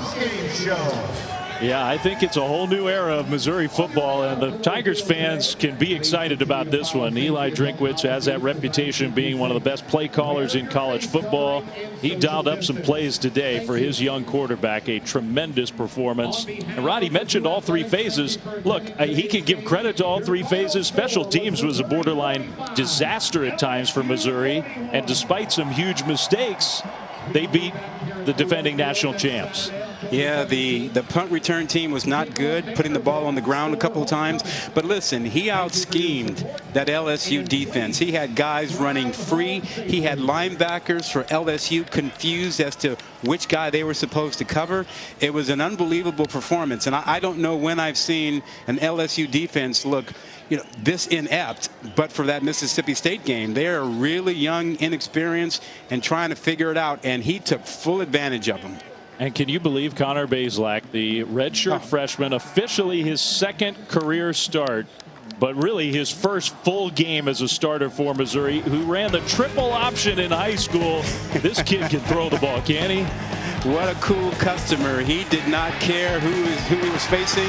He put the ball up to make sure right off the bat to get a big play to Dove down there in the end zone. He was confident. He didn't worry about things at all. Comes right back with another big catch. Micah Wilson down the field. And then on a little bitty circle route out of the backfield, he got Beatty also running free. And then you saw near the end, the big tight end, Hay, making the touchdown grab. And he was just fantastic today. And you never would have known he's a redshirt freshman making his 2nd start, his first real big start. That ended up being the game winner. That last one we saw. Connor Bazelak, what a performance by the freshman QB, and what a win for Missouri. 45-41 for Rod Gilmore, for Quint Kesnick and our crew. Dave Fleming saying so long. Columbia, Missouri, a big upset. The Tigers over the Tigers. Mizzou gets the win.